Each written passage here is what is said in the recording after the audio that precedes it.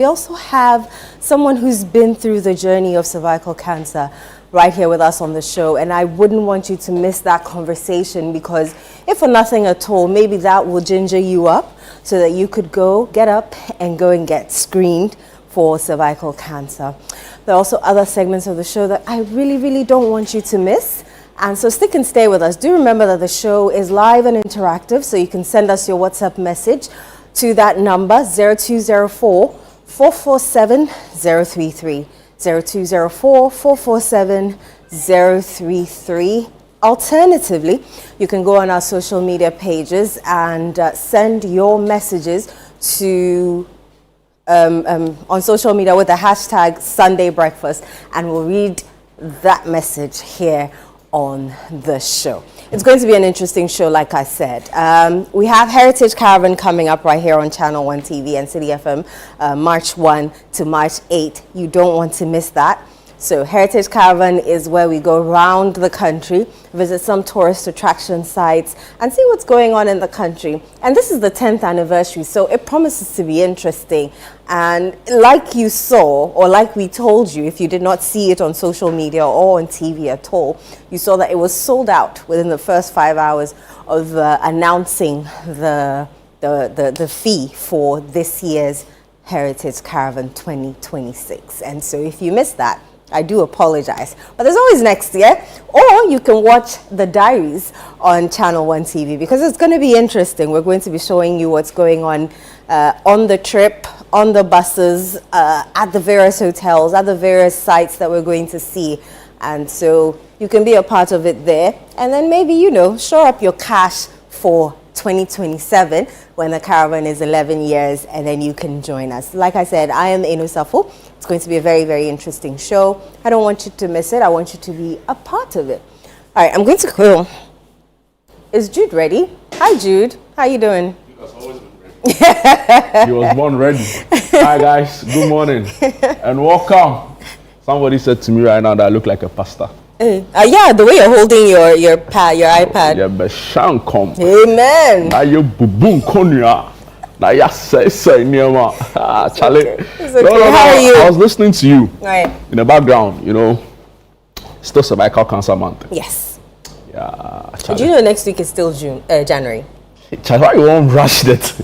Charlie, you don't even talk. I saw it on social media. June. Oh no, you have to calm down. Okay, I should stand down there. I skipped my birthday month. Next week is still January.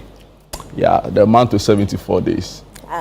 We'll be fine. Yeah, I think, to be fair, or maybe I have money, because I didn't feel the thing like I didn't feel it either. Yeah, you're fine. You're fine. Almost say, my papa, tell us. I don't know. It's probably my thinking, right, or my experience. But I don't think January dragged, like the extra long like it normally is.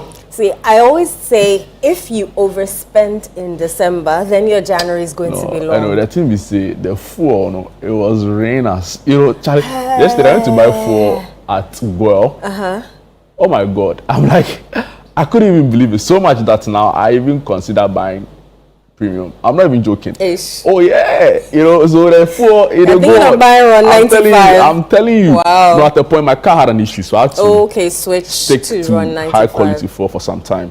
But no, I'm going back to the. I mean, the price is Charlie, fair, so when I bought the fuel and I saw my fuel gauge, I'm like, hey, no, the thing they be, they be. You stick to a 95. Serious, I'm telling you. So, I feel like our purchasing power, or maybe some Ghanaians feel like for January, their conditions have improved considerably, compared to the previous years.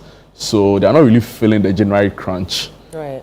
I'm not feeling it. I would love to hear from you, our lovely viewers out there. I sent us a message on the number on your screen. How has the month of January been for you? Is it going at a snail's pace, or is going at a hyena pace, or a cheetah pace? Tell us. We'll be glad to hear all of your comments and your experiences. I think it's time to go into the newspapers. Also, heard you talk about the caravan. Yeah. The caravan. It's important. Have you started speaking to the right people? Maybe you want to go this year, or? I'm fine, I beg you. Oh, you don't want to go? I'm okay, by the grace of God. So you don't want to go? Or if Select catch you? I've not said anything. I plead the fifth. You plead the fifth. That's why I can't plead the fifth. If Select catch you, will you go or you're okay? Oh, I mean, in the words of Chemaun to me, whom am I? To say no. Exactly. So we'll see how it goes. Right. Amazing. I have the citynushum.com online portal open. Right. Big news story. EduWatch petitions chief of staff to halt mounting 600 million foreign scholarship debt. Wow. Also here, 6 people picked nomination forms to contest NDC Ayawaso East Primary. Also here, polls won't decide NPP primary. Brian Champon will win big. That's coming in from Pius Enam Hadije. Also here, John Dumelo pledges action after death of Unimac IJ student. Ghana Education Service issues disclaimer over fraudulent recruitment document. And 38-year-old arrested over suspected narcotics in Ghana Health Service registered vehicle. Bank of Ghana backs IFC Access Bank 134 million injection into cocoa value chain. Price floors in deregulated markets counterproductive. That's coming in from COPEC. Yesterday was interesting on the big issue with Umar Sanda Madu. Afri-Exim Bank terminates credit rating engagement with Fitch. And also here, Senyo Hosi clarifies Star Oil CEO's fuel price floor remarks. And to some other story here. Oh, Diana Hamilton was here yesterday. Yes, I saw her entrance on social media. Yeah. She was here yesterday on the chat show with Eko Kumsin. And it was interesting because she spoke about her latest single, Ahaye. You know, anytime I hear the title, it reminds me of, do you remember Nana Boro? Nana Boro. Yeah, you remember his hit song? Ahaye do. Yeah, you know. So when Diana Hamilton came out with Ahaye, I'm like, whoa. I used to remember Ahaye do, baby. Anyway, shout outs to Diana Hamilton. She was on that song with Intokozo Mbambu and our veteran Elder Mreku. Do you know his first name? No. Like, I feel like we keep calling him Elder Mreku and nobody even knows. You know, like.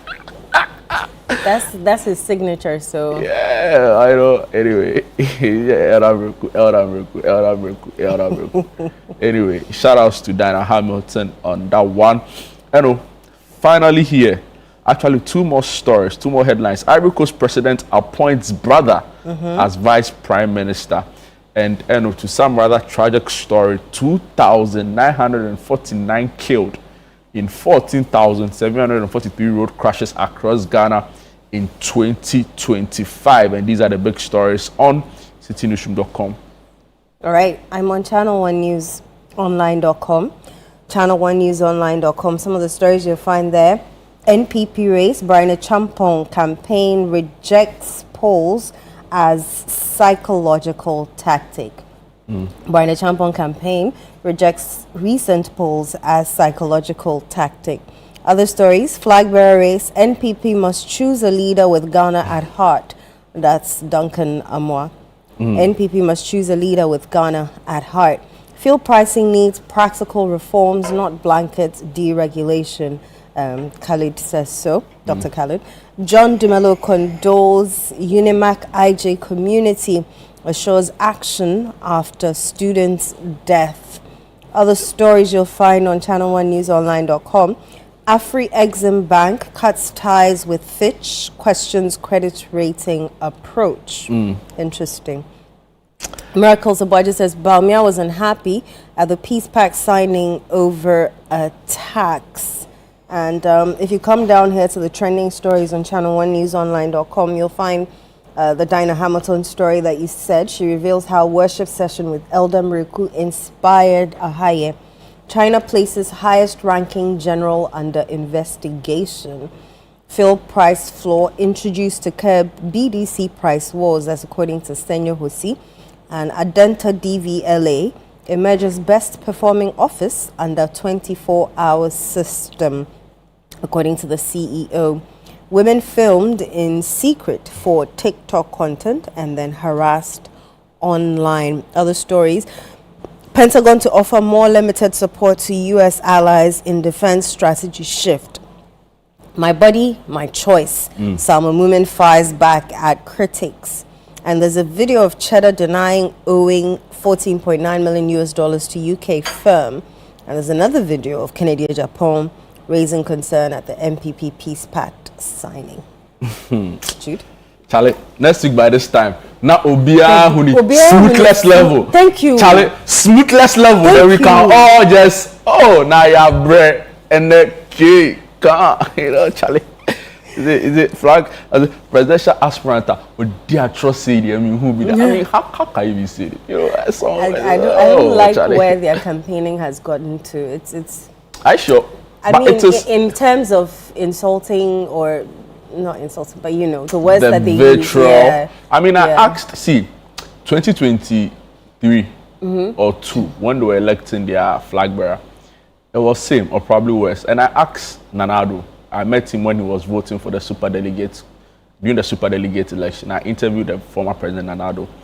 And I asked him that, Mr. President, it's getting nasty, it's getting bad. And he's like, it's always like that, the MPP would rise through, you know. And to be fair, I don't know if you remember, there was Fonka, friends of Nana Kunedo Ajiman Rawlings, and there was Game, Get Atamios elected. You know, it was equally bad. You know, I remember back then, Kofi Adams, you know, he was spokesperson for the Rawlinses. He was firing. Owusu Bempa, who is now in MPP, used to be with Nana Kunedo Ajiman Rawlings. You know, even, you know, I read the book by the Ahoy, Working with Rawlings, right? He recounts the Swedu Declaration and how people in the party were upset. You know, so that kind of, they tell you that in politics, your main enemy is the person you're in the party with. The person in the other party, he's your opponent. Yeah. But the main person scheming against you is the one you wear the same colors with. You know, so I think it is normal. Of course, we didn't expect some, you know, some of the words were a bit harsh. But generally, I think it's, by next week, you know the way Clemento used to say, by June, dear. Oh, by next week, by this time, we'll be talking about something else. You know, I am also East. I don't know if you've been following the issues there. I have. Yeah, so 6 aspirants, including a high commissioner. Which websites are you on? I'm on graphiconline.com. Okay. So 6 aspirants, including the high commissioner to Nigeria and the late MP's wife, have picked up forms to contest the election. Moving on. There's an interesting piece on what I can do to reclaim my land from my girlfriend. Charlie, you're going to give not even your wife, you're giving your girlfriend land. You're not serious. I'm sorry. But you're just not serious. No recruitment yet. Ghana Education Service warns public against fraudulent letter. To some other worrying story, only 3 doctors assumed duty in Upper East out of the 26 that were posted. Ghana to open trade office in China to boost bilateral commerce. And they have a story on the MPP Peace Pact and the fallout. And finally here on graphiconline.com, Ghana's research blueprint must spread across Africa. President advocates at Davos calls for an end to triple dependency. And these are the big stories on graphiconline.com. Okay, I'm on gna.org.gh, gna.org.gh. Some of the stories you'll find. President Mahama appeals to Global North to support Accra Reset agenda. 5 NPP presidential aspirants sign MOU to accept outcome of primaries. President cuts sword for construction of 2,000 housing units for military. Mahama announces pay rise for military. Mahama announces new members of Presidential Council for Accra Reset Initiative. 13 suspected illegal miners remanded by Enchi District Magistrate Court. And President Mahama commends military's role in combating galamsey. IGP assures NPP of security as presidential aspirants sign Peace Pact. Ghana records decline in multi-dimensional poverty, but regional gaps persist. that reforms key to the foreign front, right? There's a lot happening. Okay. So much happening from the recent Davos event happening that took place. A lot of people in speech. Of course, Uncle Trump didn't disappoint. Yeah, but the BBC is reporting that Germany arrests suspected Hamas member over alleged attack plot. There's also peace talks on the Russia-Ukraine war ending as fighting rages. And some other story here. Women filmed secretly for social media content and then harassed online. This is some investigation by the BBC. Also here, China places high interest ranking general under investigation. And these are the big stories here. There's a whole blog on the Davos that happened. And on the US side, US federal and state officials give conflicting account on Alex Pretty's death. And this comes less than 3 weeks after Renee Good, who was shot by ICE in Minnesota. What? Minnesota. Yes, thank you. Moving on. India and EU set for mother of all deals as Trump tariffs uncertainty looms. It's an interesting time for geopolitics, global world order, world power, world dominance and all of those issues. We'll see how it plays out. Canada say they're middle power. I wonder what Ghana we are. Our military, they don't even have a drone. Hey, why? Hey, Nyuncho. Oh. Let me quickly run through newscenter.com if you're done. Yeah, please do. Okay, so Nkrumah Park earns 10 million Ghana cedis from 266,000 visitors in 2025. That's according to the executive director. BOG seeks economic reset partnership with Printpag. BOG SEC launched National Virtual Asset Literacy Initiative. The Upper East Region story where only 3 doctors have assumed duty is here as well. Lawyer Boadu sues GLC over accreditation of Law Society. Those are some of the stories here. MPP needs a chairman like Asiedu Nketia to lead the party. That's according to Joseph Osei Wusu. And DVLA sets driver's license expiry dates to holders' birthdays. I don't agree with that thing. In some way. I feel like it's a data breach of some sort, that every birthday you need to go and the DVLA guy now, I want to interview him on Auto Show. I want to understand his thinking and what he intends to do there. And his vision for the area, right? I agree. I feel like going for some selected state agencies, right? But there are a lot. That's the thing. Some of them should be vetted. They're very important, like MPA boss, I agree with you. Kolebu CEO. CEO. Yeah, we should select some top 10 and just because their sectors are critical to the economy. Of course, everybody's critical, right? Yeah. But DVLA, 2,000 people have died in how many? In what? Let me read that story again. 2,000 people have died in 14,743 road crashes.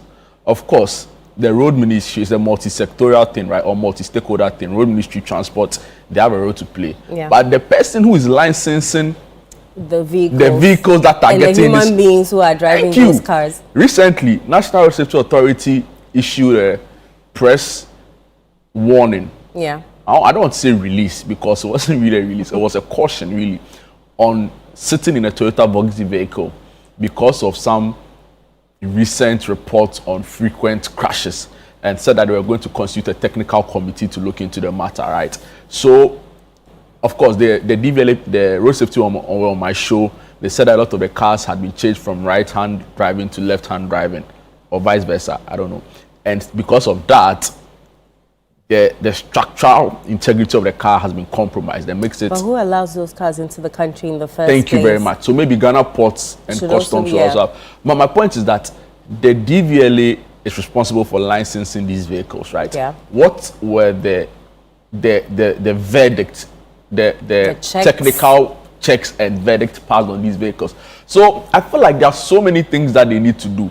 2,900 people have died. I'm not saying all of it is on DVLA. By a significant number is because there are so many vehicles on our streets that are not roadworthy, Yeah. right? So what are they doing about it? But for some reason, it's by-election time. Let's go open new office at the place in, no, not Kumeu. Where they are now? No, the place the guy died in the eastern region. Yeah, Kumo. No, not Kumeu. Oh, Okay.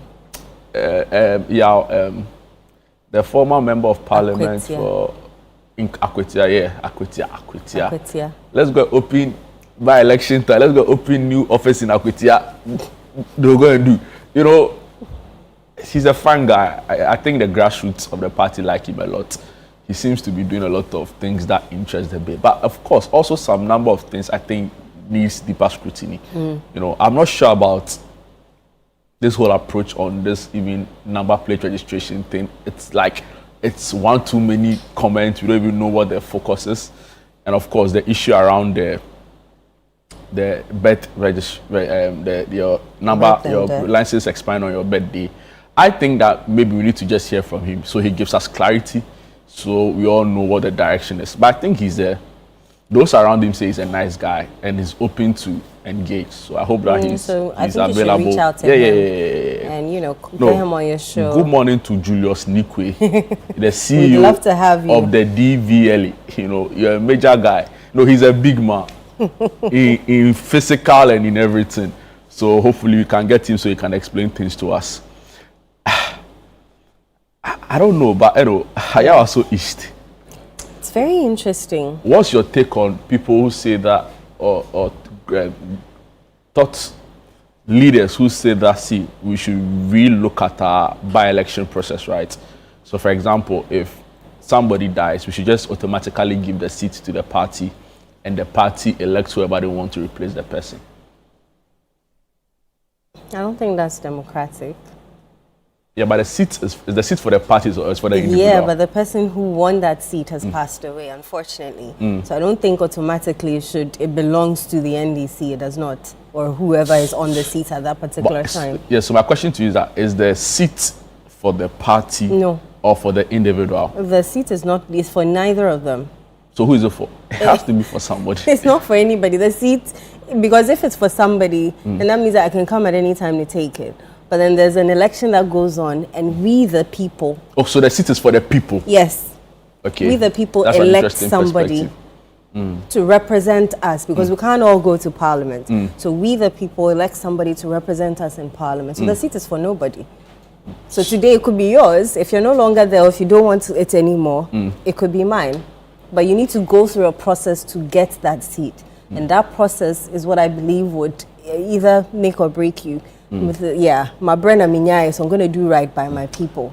What do you have to say to people who say also that it is too expensive to conduct by-elections in the way we do it here? So we might as well just money, TVs, and all of those things. Exactly, and even like the process of it, right? But there are laws around those things. They just don't work as usual. Do you know what else you have laws around? Yeah, but I feel you. To be fair, the laws in this country, I don't know. Someone needs to enforce them, and whoever it is that's duty to enforce it is just standing by. We've seen by-elections where TVs are being given out. Allegedly, money has been handed in to people in envelopes. Did you vote for me? Yes, then you get your envelope. Did you vote for me? Yes, then you get your envelope. We've heard all of those things, but nothing has been done. Warnings have come from whichever quarters, but nothing has been done about it. And there are also concerns that generally by-elections tend to be very violent because of the nature, of the way we conduct it here, right? Top of your head, Ayawa. So even the recent one in Akwetia, there were instances of mild violence, of course, Talensi, and a few others. So you agree that we should maintain the current structure? I agree that we should maintain the current structure, but enforce the laws around by-elections. Right. Talking about by-elections, it's interesting. I largely agree with you. Concerns around how expensive it is doesn't really fly for me, right? Because you can't really put a price to democracy and the freedom of the people to choose who they want, right? Because the alternative is always more expensive, So people should choose who they want. But sometimes I think that there's a flawed approach where I don't really get where the problem is. But I think, maybe the Constitutional Review Committee should do a lot more work in terms of speaking to people, thought leaders, academia, on how best we can do it. But there's something fundamentally flawed with how we run by-elections in the country. Moving on from an election to another election, right? The MPP, Charlie. So this is what happened. Thursday, was it Thursday? Yeah, I think so. Thursday morning, they had a meeting at Alisa Hotel to sign to be of good behavior before, during, and after the polls. Now, all of them signed. After signing, the first person to speak was Brian Echampo. In fact, I interviewed him, and he said so many things. Ended up saying that he was going to win, hands down, in his words. Right after that, he went to mount a campaign platform. But, of course, during the program, it was clear to everyone and journalists there that the vice president looked not interested. I don't say that, maybe not interested is not a word, but he looked very stern. That I can say. Maybe that's the first in fact, see, persona that he's when adapted. all of the, I did a video for social media, and it's on our social media pages, for Channel 1 and CTFM, for when all of the candidates walked in, including the president. Every single one of them was waving to cheers, saying hello to supporters, to party people, shaking people. When the vice president came, was like, and he was the last but one person. The former president, Nana, was the last to enter. Bawumia was the last but one to enter. He came in the company of Osechi Mensah Bonsu, Kojo Pon Nkrumah. He came with, I think there was also Augustine Blay, his former finance guy at the presidency when he was vice president. When Bawumia came into the place, of course, there were a lot of cheers from supporters around him. Some of them who had made their way to Alisa. But the person himself, he was like, he just entered. He greeted a few people from the IGP Council of Elders, went to sit down. He didn't mind anybody. There were a few times Brian and Kennedy were chit-chatting. Educhum, Kwame Japan were chit-chatting. And he's in the middle, so you can imagine, like Lone Ranger, if he needed anything occasionally, he would turn to Kwame Osechi Mensah Bonsu, who was sitting behind him. Rumors are that when he first entered, he didn't even shake some of the aspirants. That we can't confirm because the cameras didn't really capture him. So it wasn't surprising for me to hear from his aides later. Miracles has said it right on Channel 1 TV. Samuel Oku also said it that he was clearly upset because the campaign feels that he's been turned into a punching bag. In fact, I posted a video on my TikTok channel where there were times Kennedy raised issues with the pact, right? You should see the former vice president's expression. He turned, he looked at him in a certain way, continued with signing. After signing, he just passed on the thing to Brian. He didn't even want to look at. So clearly there are issues. And I hope that this signing ceremony, right, was meant to address those issues. Right after that, what did we hear Brian say? Brian went to mount a campaign to say that, but for him sitting in between Bawumia and Kennedy, all hell would have broken loose, right? Of course, the Bawumia campaign will respond and say that it was an exaggeration, but clearly the tensions were palpable, and of course Kennedy would also accuse Brian of a lack of diligence with regards to signing the peace pact. Joe Osei also was on Channel 1 TV, explained the confusion around it. But the point I'm driving to is that what we witnessed at the peace pact clearly meant that there was need for it. Would the party and the candidates adhere to the dictates of it? That's a conversation for another day. But we want to wish the MPP well. They are the biggest opposition party in the country. Definitely. They have a major role to play in our democratic dispensation in terms of being a forceful and being a responsible opposition, right? So we wish them well. And next week by this time, we would have known who would have won. And hopefully all of the noise, the clutter, the jabs, the unnecessary confrontations, accusations, all of that will end, and they can get their acts together and prove to certain people who feel that they are a fake party in quotes, and tell them otherwise and be a responsible opposition in the interest of our country. After everything, that they can come back together and be united and seek for the victory in the next election, the next general election that they so look forward to, because We saw what happened. People were trying to talk to the former vice president, but he had a stern face. He had a straight face. This is unlike him. To be fair, the only time I saw him there for the whole period I was there was... You mean smile? An engagement with Educhum.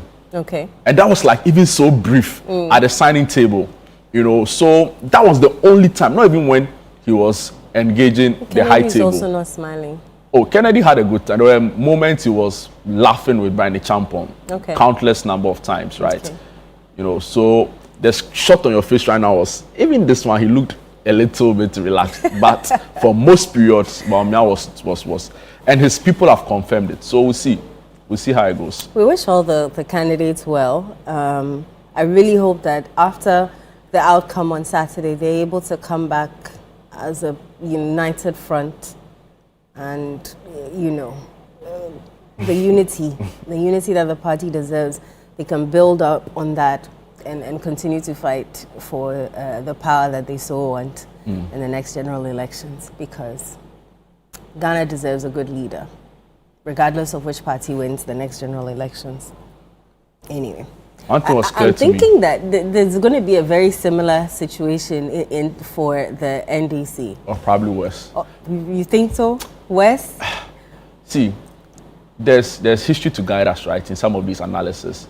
Usually when the sitting or the party in power, the president has another 4 years, it's clear. Everybody knows that he's the one who's going to go, unless something catastrophic happens, you know.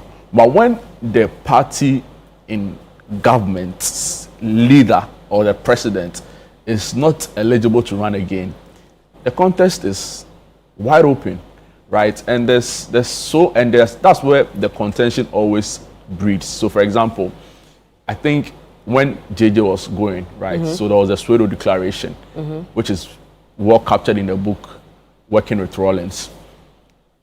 He went to declare Atta-Mills almost unanimously.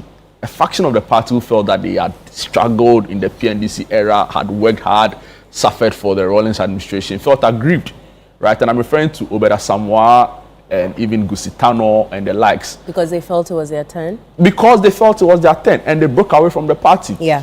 There was also precedent when Mahama succeeded Mills, right? Yeah.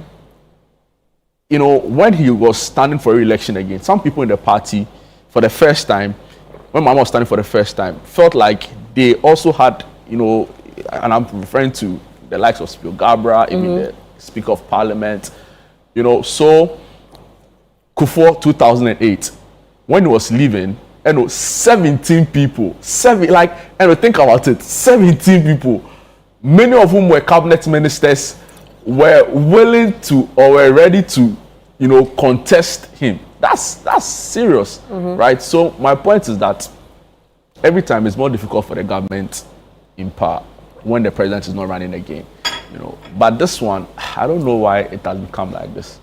They'll be fine.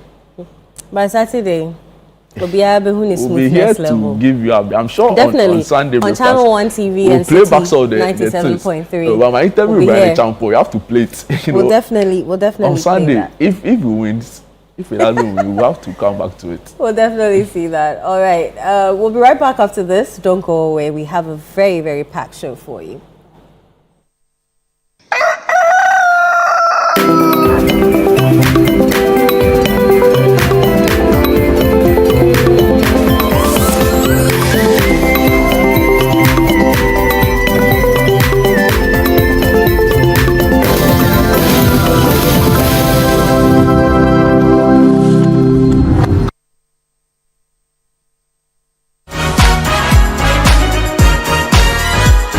This week on the Upside Down Show, Frima Adunyame sits with the bold and outspoken Dr. Stephen Amwa, MP for Inshayeso. But Honorable, how do you deal with controversies? Because every now and then, you know, sticker is, permit me, impotent, because even on a campaign trail, we brought in one of the loyal ladies, but he couldn't do anything with the person.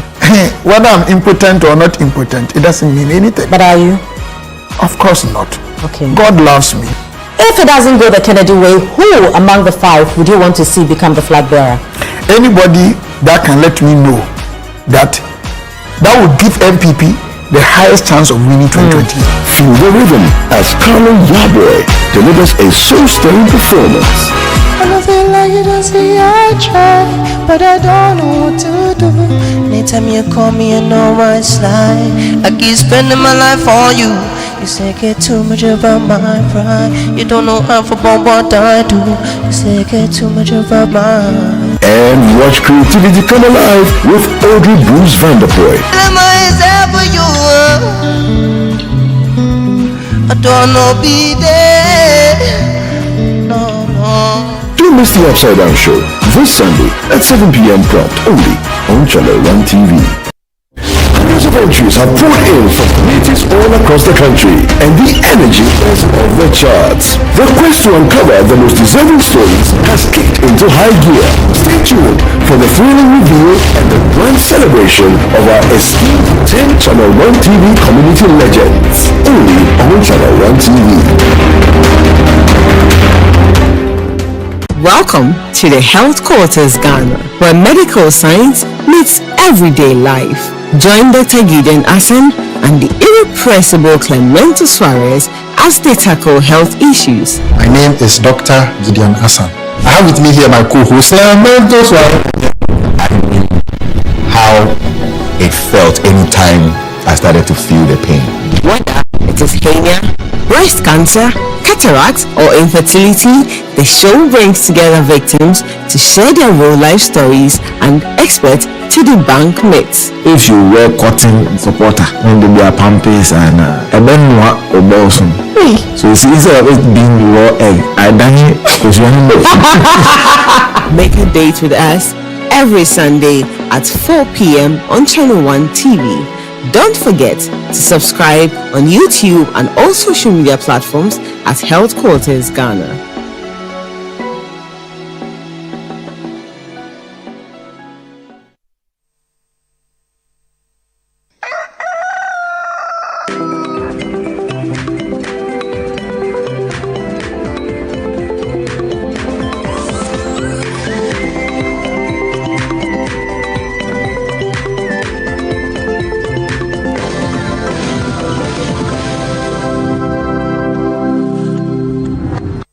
You're welcome back. This is Sunday Breakfast right here on Channel 1 TV with me, Inu Safo. Joining me is Reverend Bernie Osadria, and we're talking about living for impact and not just income. Now, in a world where, success is often measured with l'argent and how much is in your pocket, this is a very interesting topic. And Reverend, I want you to explain to us why this topic is important. So, living for impact and not just income. It's a conversation that steers around what people are doing today. Chasing the Benjamins, chasing the dollar, chasing the city. Everything about their lives is about money. Yeah, because money makes the world go round. Okay, and money is important. I think I've said it too many times here in the studio. Yes. That don't joke with money. But you see, it's also about legacy. Right. Not luxury. Few months ago, I saw a video circulating on social media about this rich Nigerian who passed on a few years ago. And one media guy was allowed with a camera into his mansion that has been deserted for over 12 years. No one lives there. All the cars he bought were in that house. And I'm talking of to about 30-something, almost 40 cars, all parked in the house. No one is living there. All the cars were dusty and worn out. And then I asked myself a question. Where is his family? Where are his children? He got all that. He died and couldn't take any with him. Well, you won't take any anyway. So life is about something and not just the things many times we are pursuing. Today, a lot of people think that if you just make the money, that is everything. It is not true. It is never. See, we are built for something. If you look into your studio today, right, everything here, right, you find has a reason it was made. There is not a single thing you will find here that is just here to be here. Not a single one. What you and I are sitting on were designed for that exact purpose. If you use it for something else, it would not fit. Imagine trying to use the couch to be the one to cook food in, to serve the team. It will not work. Yeah. So everything in the studio has a purpose. Exactly. The question is, why do we exist? If the table, if the camera, if the couch, the pot, everything would have a purpose, then I want to believe that you and I also do have a purpose. Unfortunately, our misdirection in the tangent of we must pursue money at all cost, to whatever extent. And viewers, this is one of the conversations that are very difficult to have. Because if you tell a hungry man that, dude, what are you talking about? Charlie, a pescaya idea. Oh, to say Purpose. Masa, per what? Purpose. This is by no means discounting the essence of money. Okay. But when you live for money, you end up in distraction. Someone has a job.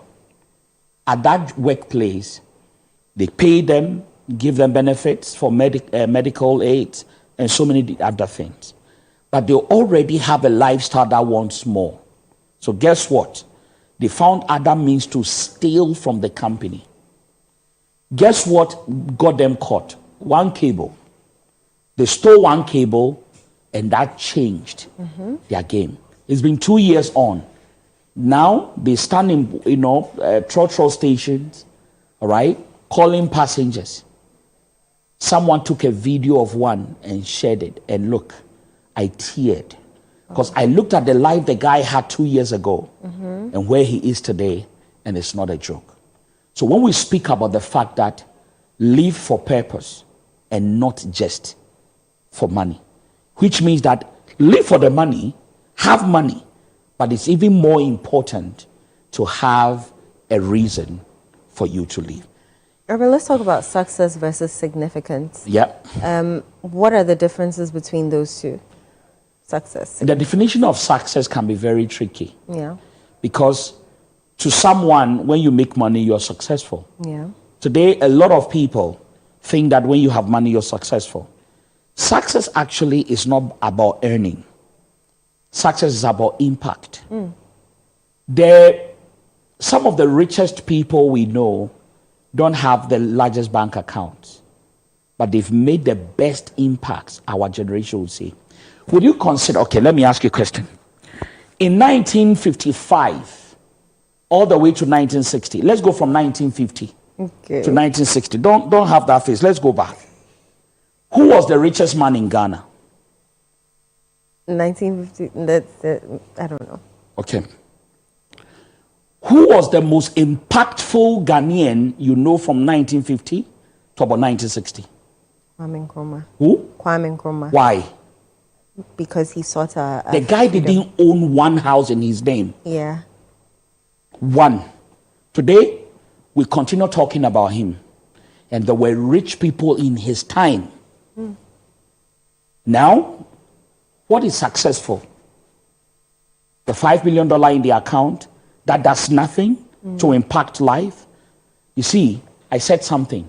It's legacy, not luxury. Because people think that if you have the luxury and you live in it and it looks good and you drive, look, I'm not calling this, vanity, because it's very important for people to understand that vanity is vanity. As much as riches are vanity, so is poverty. You just need to choose your vanity. I like to choose the money side. Yeah. But the conversation we are having is that shouldn't be what leads you. Okay. Money is resource, it's a tool. But mission is where impact is driven. So when you have the mindset to leave a legacy, you want to make an impact so that when you make the money, you know that it's a tool to make you become relevant. A lot of people stop at where they make the money and they do nothing. Today, this call is about, look, I know that these are conversations we usually would not have on a Sunday morning. Yeah. These are conversations we don't really bring up because It's nice to talk about relationships and so and this and that, and people are laughing. Well, when people see you, they're excited because Reverend is going to talk about relationships. This is a clarion call. I'll tell you why. It has become so very, very clear that everyone today is about what they can get from the next person. What I used to see and know as Ghanaians don't exist anymore. Today, people traveling from Achimota to Kaswa who may pay 6 cedis, 50 pesos. Yeah. Our drivers on the streets are saying, oh, yeah, take it. 6 cedis, 50. In the middle of the road, they're like, dude, if you don't pay 10 cedis, I'm not going. I'm not going. Now, and you don't have it. So it's no more about being assisting to make an impact in lives of people. It's about draining the system dry. We live in this Ghana, right? We complain about fuel hikes. When petrol went up, we all raised prices. When everything went up and we blame the dollar. It's been 1 year on since we started having a downturn. Yeah. From 54% in inflation to 5.4 a year on. Yeah. The dollar is now sitting at 10 something thereabout. For shaggy reasons, let's say 11. Yeah. Right? Fuel. Today I went to the pump. Look, I stood there, I was like, if not for anything, I have saved 300 cedis because to fill my tank of 60 units, I need to be able to pop like about 1,000 into the car. Today, it's about 600 something. I had balance in my pocket. Yeah. Do you understand? Yeah. But the guy who is on the market selling says that, no. They won't reduce their prices. I won't reduce my prices. It's not working. So the question that we're carrying here is that, what is this really about? What are we pursuing? The mindset of the Ghanaian, the mindset of the people is just to make an income. And they will drain whatever they can just to make it. So this call I'm making is to say, look, it's about legacy. It's also about something you left behind. The kind of impact. Yesterday, a friend of mine said, hey, look, I just got home. I saw hundreds of people stranded. Yeah. I'm going to find something to it. I've hit the road back. I'm just going to give people lifts to get them closer somewhere. I was like, wow. Wow. So Reverend, are you saying that impact gives you more fulfillment than just the money alone? What do you think? It does. Look, you may be broke, but you did something small for someone. Yeah. That early morning wake up text and say, thank you so much for what you did for me. I appreciate it. If you hadn't come through, that would have been the end of it. Today, we even forget that these are the things that gives us fulfillment. Look, the money, you see that text message, that something hit your account. It gives you ideas, gives you so many. Momo Ale, Prim. There's something is shaking. But a lot of people don't even know how and where those monies go to. Because if you ask them to account for it, they don't even know what they did with it. But there are so many people that are looking for the opportunity that you have that they never have. And they are looking at you that you can drive the impact in their lives. Look, our communities need help. There are people who need proper sit downs. And that is why I said that in 2026, matter more. You must matter more. You must be relevant. There must be something. I saw a man in the traffic where they couldn't do anything. Everyone was in the middle of the road. He parked his car, got out of it, came in the middle of the road, and started directing traffic. Matter more. Do something better. These are the things that makes our communities turn around. Yes, you have problems. We all do.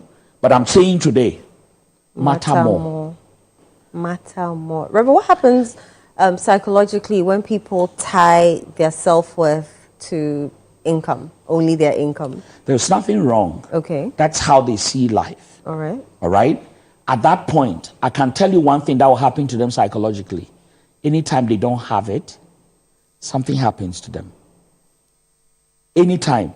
Anyone who is led by the money, the day money runs out of their buckets, their lives are different. They can't live.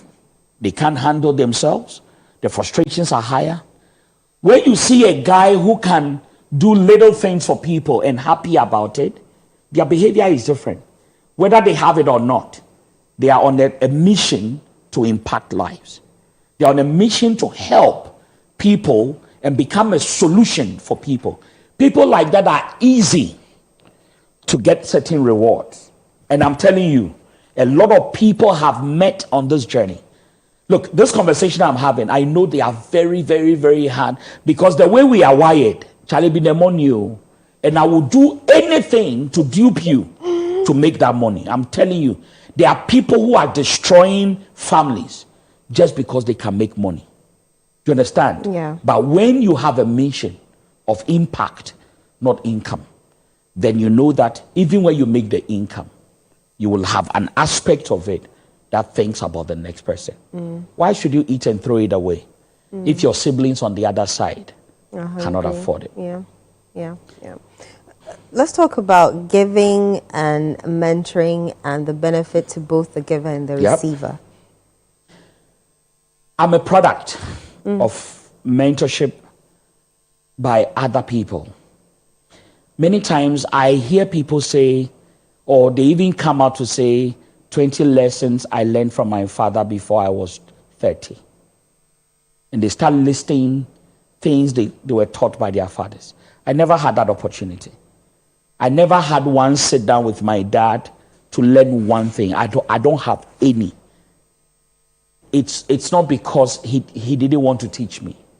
He passed on early. Okay. And I only saw him 3 times. Once when I was a baby. 2 when I went to look for school fees. And he said, wait, I'm coming, never came. Oh, wow. And the 3rd one was on his deathbed. 3 times. If there is something I would say I learned from him, I only learned what not to be as a father to my children. Big lesson. Right. But even more importantly for me was the opportunities of people who God brings into your life to actually create an influence, right? Do something. I was actually opportune to be raised in church where the pastor took keen interest in we the young boys that finished school. There were about 13 of us, finished the same year. Right. Then it was, SHS or SSS. Now it's SHS. Okay. Now, when we finished and we had nothing to do, then you wait for maybe close to 6-8 months for your results to come out. And within that period, all you do is visit one person, they also visit you. Sat us down. Yeah. And say, look, you need to do something better with yourself. Then computers were now coming. I'm talking about 1995, 96. Computers were now coming up. And that was when we started learning MS-DOS and Windows and so on and so forth. Then it was, Word Perfect and, word processing and so on. But what was important was someone was speaking something into young people that was changing the tangent of their lives. Today, there are so many people that have known so much in life. And just to get them to even volunteer to really help. And I can tell you, there are people that are doing so well. They are raising other people whose fathers may not be there, whose mothers may not be there. They are contributing through mentorship, through coaching, to help empower other people. And these are critical things that you can be able to actually, make an impact in. So while you make your money, also make time to have an impact on other lives. And too many people are shouting for help. Because you and I know that there are some people you meet, you ask, wouldn't you be awful? Because you see the decisions they are making, the steps they are taking. There are people who are grown today, 30 years, 35, they don't understand jack about money. For them, the decision about money is to earn money and spend money. That's it. So I tell you, by the 3rd week of the month, because the challenge jack my they be my one day bangla obe sharp bear ama ayebidie. Yeah. On that note, what daily habits can help build a life of impact over time? I think if you intend to build a life of impact over a period of time, it's very important first to understand your purpose. Okay. Understand the journey you're going on. Because you can only be effective on your journey look, put me on the soccer field, we'll have problems. All right? Because, look, if you can't beat them, join them. Yeah. You know, if at some point I say it's not working, bite who you can, break legs if possible. Yeah, that's the only. Reverend Gumenya red card, pal. Red card, I wouldn't be valuable to you there. So there is, look, we are all not designed to excel everywhere. Okay. If you are a fish, you belong in water. Yeah. If you're a bird, you belong in the air. So find that place where you are competent, you have the grace and the skill to be effective. When you discover that, now, there are things you do to make money. Some of that can bring you income. But more importantly, some of that can also let you leverage those opportunities you have to make an impact or influence others in the right direction. I think that when you discover your purpose, first and foremost, pursue them, discover them, develop them. Because understanding that you have a gift or an ability, but it's unnurtured, has no advantage. You need to add value to yourself. I just learned along my way that I could teach, but I didn't want to be a school teacher. So I needed to add value to myself to become a different kind of a teacher.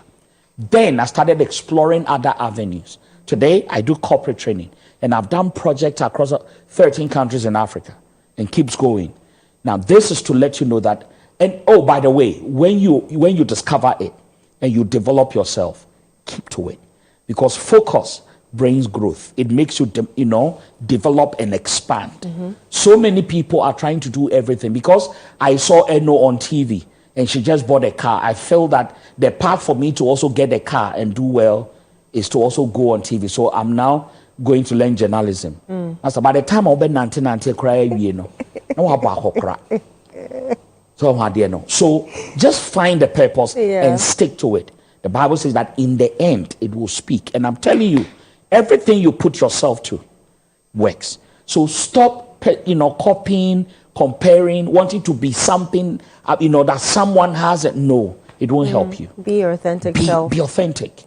All right? If you discover this is where you are, it may not look better in the beginning, right, but if you keep to it, somewhere along the line, it works. Reverend, sometimes, you can live for others or you can mentor people and then you tend to burn yourself out. Oh. How can you balance that? Oh, no, that is not good. There is a message on YouTube. If you are in that place and you're listening to me, go look for it. It's by a Nigerian preacher called Femi Lazarus, right? It's called Black Tax. Very, very, very important message to listen to. Look, the things I spoke about doesn't mean you should throw yourself away. Because if you are not careful, you want to do too much to the extent that you can't even build for yourself. There is a reason on an aeroplane, they will tell you that before you fix the belt or whatever, emergency kit for the child, right?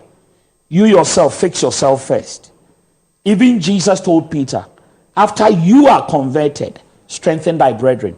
So you must be mindful about your strengthening, then you can be able to what? Strengthen others. I have seen people who take on the burden of the families when they cannot actually help themselves. I have seen people who feel like, I need to pay this one school fees. Oh, they are my family, my sister's family. People think that if they don't do it, right, the families will not start. If you like, die and see. They will live on. They will find other means to live on this planet. So what I'm saying I'm not talking about going in the excesses. Have that balance. All right. So it's important that you don't actually get yourself so soaked in that you cannot actually get out of it. People are putting so much weight on.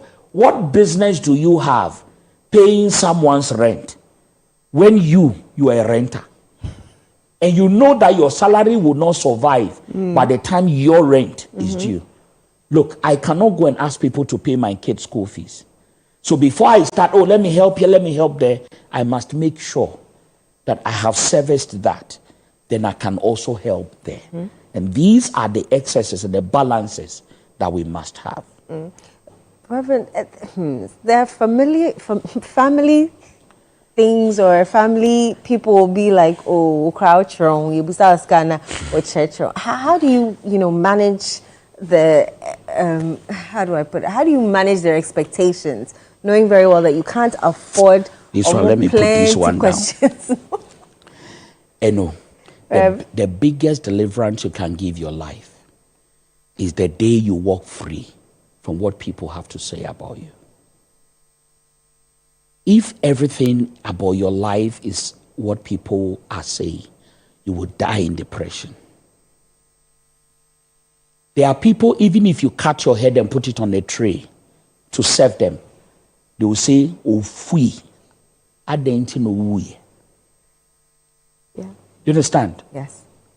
It is very important for you to understand this bit of our conversation. That, look, your family is not your full responsibility. I know firstborns have been made to... Have you ever seen firstborns before? Many times they don't thrive well. Yeah. Because they are so expended, giving everything to the family, and they do nothing for themselves. That message I said, if you get a time, go listen to. He made a statement there. He says that you are not El Shaddai. If you try it, you shall die. People must understand there is a limit to which you can do what you can do. Why would you go and take a loan to pay someone's rent? Okay, so by the time you finish paying the loan, the rent is due again, then what will happen? There is no financial prudence. I know maybe you are looking for a good name. You are not helping yourself. It is very important. Look, you must learn to say no along the line in your journey. And you say it without any disrespect and walk away. Whatever they will say, that's normal. Okay, who say what about you? That tore your bottom. Free yourself, I'm telling you. Free yourself. Do what you can, because you don't have the resources to do everything. You see that family you're talking about, your resources are limited. There are 8 different heads in that family. You can only do 1 or 2. What do you think the 6 are going to say? You don't have the resources for everything. So don't kill yourself. But what we are talking about is be on a mission to leave an impact. Do something that is worth, that you have changed someone's life. That will give them a better life forever. Reverend Bernie, if we want to live more impactful this year, what steps can we take? All right. Or what one step can we take? Or what steps can we take? Since you pulled out your tablet, what steps can we take? Well, I just want to give one. Okay. One thing that I think that if you can do, it will really help. All right. If you want to make that level of impact, one of the critical things that I want to point to mind is that it is very important to, like I said, first have a mind of where you want to apply yourself. All right. If you want to mentor this year, if you want to support people, to pay tuition, do what, do that. There are periods where you can say, this year, I want to help people with groceries. Every month, I'll take this aspect of my salary. I just want to help people who are struggling to. That is an impact you can. And maybe just about 500 cities or 200 cities can sort a family out. So you target a family and you do that. I have people I put on my personal payroll that every month when I receive a salary, this portion goes to about 5 or 6 people that I distribute evenly to. Right. And my idea is I know they don't have a job. At their age, it's difficult to get one. So something to support them, Those are small little ways. So find a way where you can apply yourself. That is number 1. Number 2, find ways where you can serve. Service is very important. Whatever you do, where you can actually give back is a very critical also component in your journey. Remember, every act is a seed. So all those things you are doing may contribute to something you may need tomorrow. And those are avenues by which you can have that level of influence. Make time one day, get pies, 7 cities, 10 cities. get a drink, get a pack of Piva tangerine, or don't get anything else. Piva orange, Piva cola, right? Yeah. Get Piva, add Piva water, gather them, get chairs, sit down, have conversation with 5, 6, 7, 10 people from your area. Just invite them. Sit at the corner of the street, outside, at the gate. Yeah. Everyone, their ice chest is chilled. Look, Piva is not expensive. 40 cedis, you can grab one. So 2 or just 1 would serve everyone. Everybody. 20 in the pack. Yeah. So if it's 10, everyone gets 2. Yeah. Then get water. Yeah. Pie, 10. So with 100 cedis, you can kill that game. Right? Sit down with them. Start having conversations. You won't have an idea. 20 years down the line, they remember there was a time Eno sat us down just to talk about life. Look, a lot of people don't have people talking to them about life. No one advises them. True. This conversation we are having, it may be as uninteresting as possible, but I'm telling you, there are so many people no one is talking to. Baby. And I keep saying, and let me end with this. You can either live life by default or you live it by design. So by default, live through it if you get to the bridge crossing, or you can live by design where there is a proper structure and a system you are planning your life. This is where it can help you to be better. Reverend Bernie, always a pleasure. Thank you. Thank you so much. Right, so that's the end of this segment. I learned a lot. I hope you did too. If you missed it, just go on our YouTube and you'll definitely see it there. And then you can rewatch it and pick some nuggets of life from Reverend Bernie Osei. We'll be right back after this. Don't go away.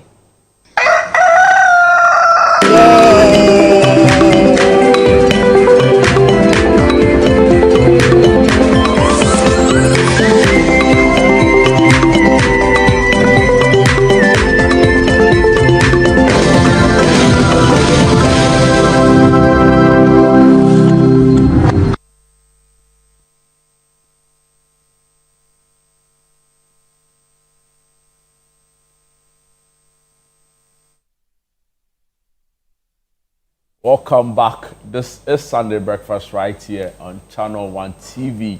You just heard there our colleague Eno's really exciting conversation with Reverend Bernie.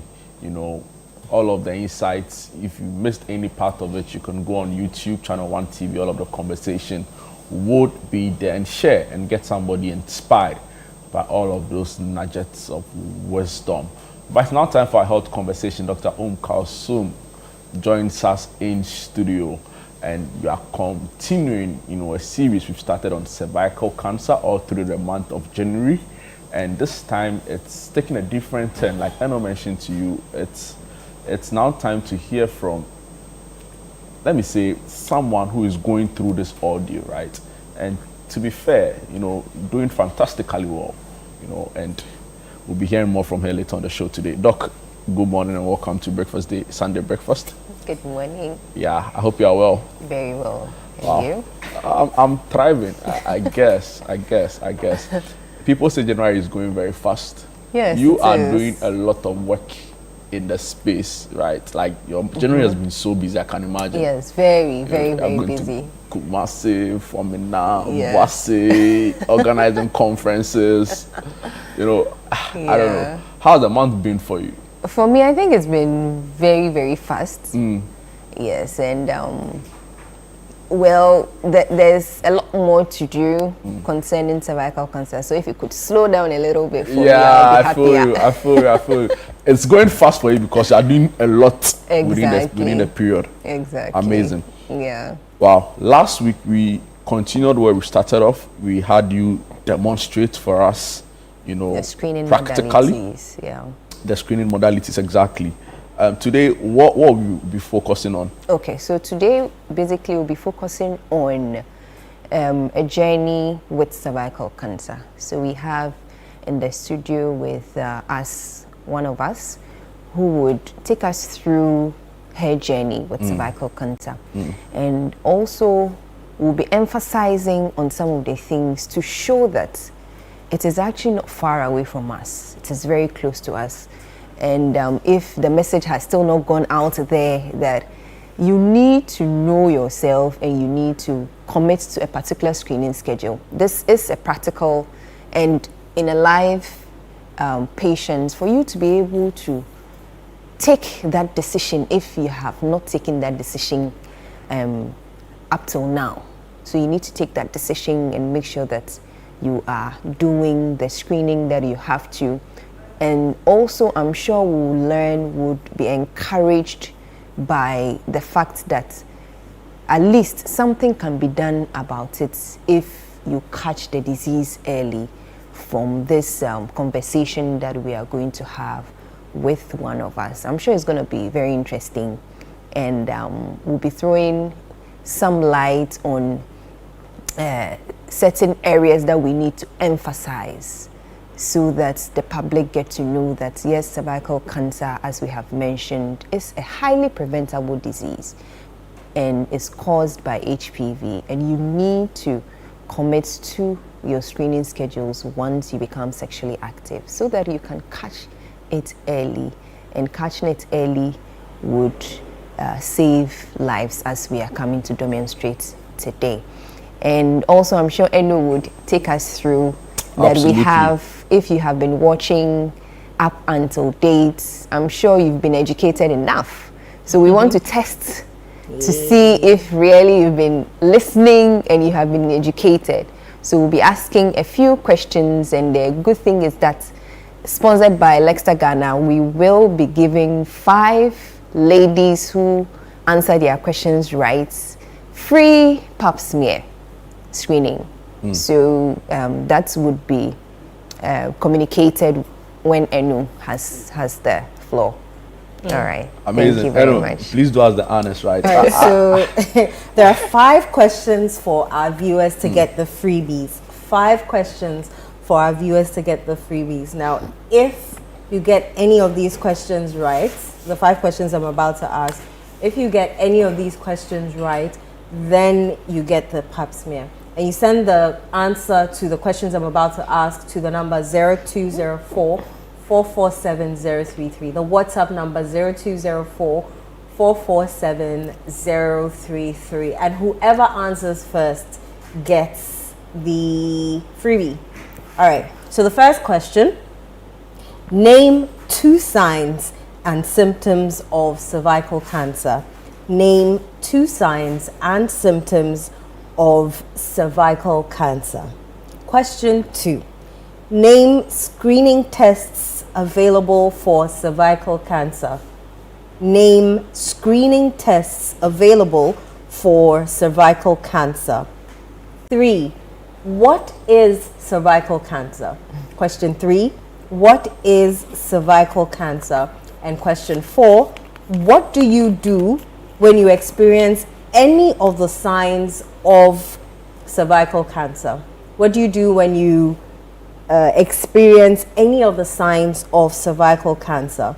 Question 5: if you do a pap smear and it's normal, after how many years do you repeat it? So if you do a pap smear and the test comes out as normal, after how many years do you repeat it? So answer any of these 5 questions. If you happen to be the first person to answer it correctly, you could be just the one. And also, if you do win, we'll require that you give us your name and your phone number so that we can reach out to you to collect your prize. So the number again, the WhatsApp number, 0204 447 033. 0204 447 033 will require your name, your number, and your location when you send in those answers. Should I go through again? Just one more time. 1, name 2 signs and symptoms of cervical cancer. 2, name screening tests available for cervical cancer. 3, what is cervical cancer? 4, what do you do when you experience any of the signs of cervical cancer? And 5, if you do a pap smear and it is normal, after how many years do you repeat it? 0204 447 I can answer and give the slots to some people. Wow. You're not included. It's segregation. It's no good. Oh. But guys, we are expecting we're expecting answers. So send them in and get a chance to do this. Amazing. All right. I think we can start our conversation, can we not? Yes. Yep. All right. You want me to start? All right. So as we said, we're going to speak to someone who has gone through this journey, and we're going to call her Akusia to maintain her anonymity.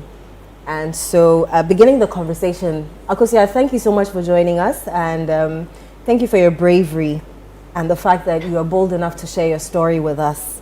Welcome. All right, let's begin with this. Tell us your story when you were first diagnosed and what that moment felt like. Okay. It started after I gave birth to my daughter. We were staying with my mom at that time, so within 2 months to 3 months time, my husband came in to take us to where we used to stay. So when we met at the first time, I saw blood. So we were thinking it's like, we thought it was a menstruation. So we didn't tell anybody about it.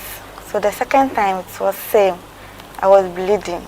So he asked me to go to the hospital to find out what's wrong with me. So I went to Adesu midwife hospital. So I saw a lady there, and she advised me to go for a lab.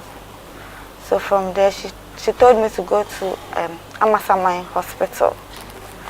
So when I get there, they was trying to take a sample, but it wasn't easy at that time. I was bleeding heavily, so the doctor decided I should go to Kolebu for a proper checkup. So I went, the next day I went to Kolebu for treatment. So when I get there, I saw a doctor there, but he was able to take a sample, and I took it to the lab. Within 2 to 3 weeks time, I went there again, and they told me I had cervical cancer. So they gave me medication and prepared me for surgery. So they gave me the dates and everything, what is needed there, and I went for the surgery, and it's successful. That's great. Prior to your diagnosis, did you know what cervical cancer was? No, at that time You had never heard of it? Yes, please. So when they told you that you had cervical cancer, what went through your mind at that moment? It wasn't easy. I cried. So the doctor consoled me. She told me it's good I came in early. So it was okay by me. If they are able to save my life, because my daughter is too young. So I accepted everything they told me, and I did it. How old was your daughter at that time? 8 months. Wow. Okay. How did it affect you mentally when they told you that you were going to go for surgery? It wasn't easy. At first, I denied. So my family, my husband advised me to go for it, and it's good if I go for the surgery because of my daughter. So I accepted it, but it wasn't easy.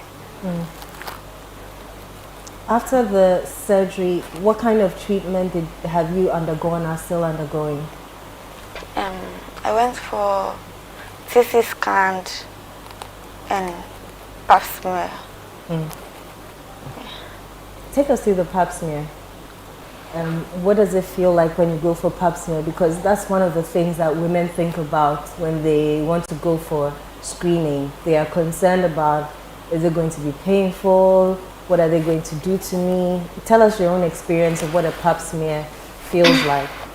Okay, when I get there, it's okay. It's not scared. it's free. You open your legs, they will insert the instruments and just take out the sample. That's all. Interesting. Hi, Akosia. Hi. Yeah, Jude here. I'm also interested, and like Eno rightly said, we really applaud your bravery in all of this and also choosing to share a story. I'm interested in finding out from you how you held on, right? What kept you very strong and motivated during this whole process? Or what has kept you, still very motivated even as you go through this? My mom. And my friend, my sister. They have been there since, and let me say my husband, my baby daddy, yeah. Sorry, I didn't get that. Your husband's? we break up, so he's my baby daddy now. Okay. Yeah. He was there too at that time, but my mom,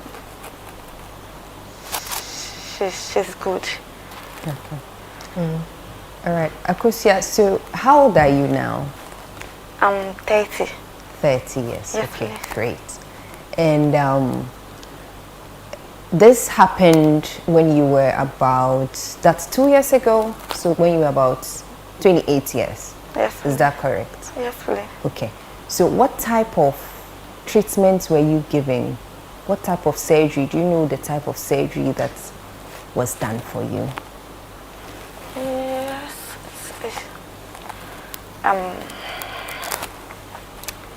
They said I had cervical cancer stage 1B. Okay. And around my womb. So they said they can't take out some and leave the rest. It will affect me, so you have to take all the womb. Okay. So that I'll be free. Okay. All right. So you took out your, so they did a radical hysterectomy for you. Yes, where please. the whole womb was taken out. taken out, yeah. Okay. All right. Great. Wow, Doc, let me come to you. How common is her story, right? On an average, how often do you hear stories like this? And for me, is when she talks about how society approaches some of these things, people she thought she was in for the rest of her life, but automatically now, I just wanted to touch on the commonality of some of these cases. Okay. So as we mentioned, maybe to make it very, very practical, we have the statistics globally where we say that cervical cancer is highly preventable, but you tend to have about 3,072 of new cases every year globally, which was reported in 2022, and then out of that you have 1,815 ending up losing their lives. So when you say that, that is global, but let's look at it locally, where out of, let's say, 10 people who do present to you, out of that, most of them do present at a stage where the disease is very well advanced.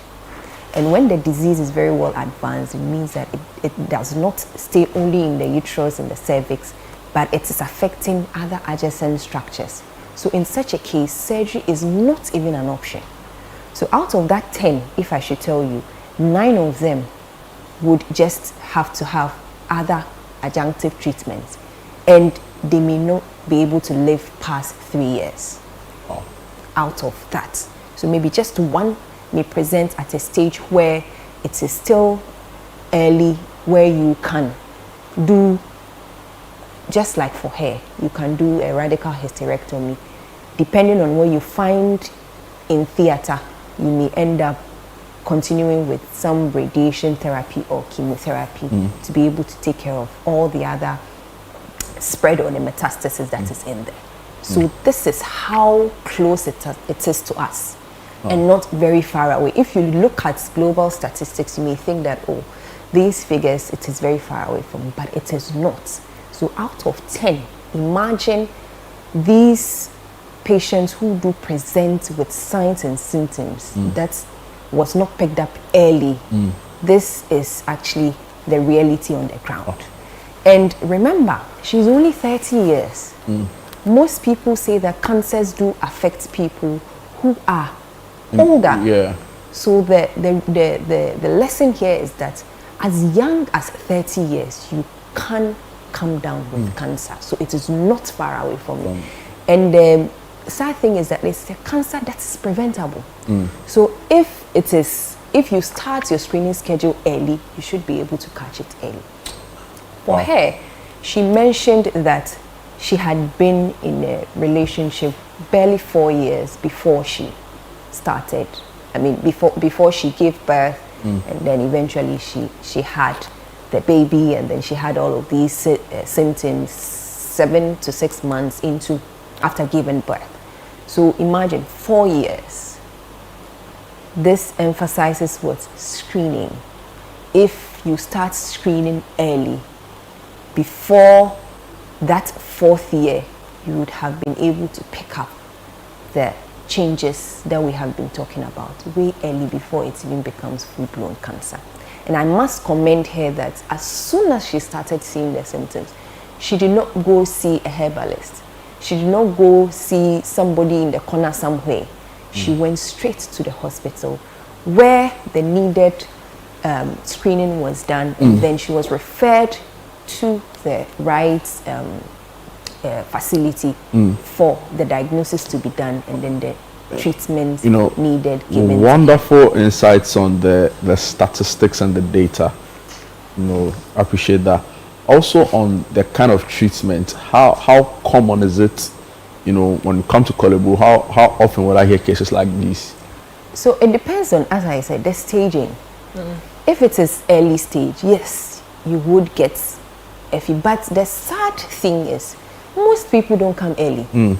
Most of the time is late stages. So if it's late stage, even you having radical hysterectomy will not be an option. You've gone past that, because the tumor has spread to other areas. So doing that alone will not solve the problem. So you may have to resort to the other modalities of treatment, and which is either chemo or radiation or palliative. We are so sorry for the situation you find yourself in, but and of course, thank you again for sharing your story. But just for the benefit of our viewers out there, would you describe her situation as a late one? No, I won't. It was, as she rightly said, it was staged as 1B, which is an early stage. So early stage, you can go ahead and do your radical hysterectomy, which she has done. And then subsequently go ahead and then do some investigations like a CT scan, repeat, to see if everything has been taken out. And sometimes, and she will need to be on planned follow-up as well. Planned follow-ups? Planned follow-ups. Thankfully, it's been 2 years since she had her surgery. Wow. And she would have to go through doing some serial CT scans. And if, hopefully, if everything is okay or not, she may have to have some radiation therapy or chemo radiation therapy. On the point you raised about the planned follow-ups, right? I just want to hear from Akosua very briefly. Akosua, how has life changed for you, right, since this? A lot. Wow. Tell us about it.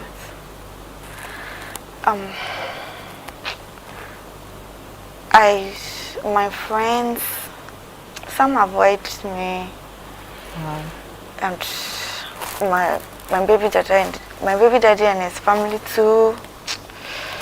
It wasn't easy, but thanks to God and my family, I'm okay. I'm okay now. So that means you're facing stigma from your diagnosis and misunderstanding? Yes. Wow. That's interesting. Yes. How has cervical cancer changed your outlook on life? Okay, at first I was active, but now sometimes I feel weak and some pains too. Yeah, but apart from that, I'm okay. And I live normally as I used to be. Just that when the pain starts, I can't do anything about it. That's all. There are many women who are watching you now and may be afraid to go for their screenings or, go get checked. What kept you hopeful through your moments, through those times that you were going through the surgery and everything? What kept you hopeful? And what would you tell those women who are looking at you and are scared to go for screening? It's not scared. When you hear it, it seems it's something dangerous, or let me say, but it's not scared. It's easy. And it's okay for every lady to go to the hospital to do the pap smear. Even if they tell you to do the surgery, my sister, do it and you'll be fine. Very important words from us, our dear friend Akosia. But how important were healthcare providers? I'm sure you say very nice things about Dr. But in the generality of it, right? So from the nurses you met, the lab technicians, even the doctors, right? How supportive were they? My doctor, he's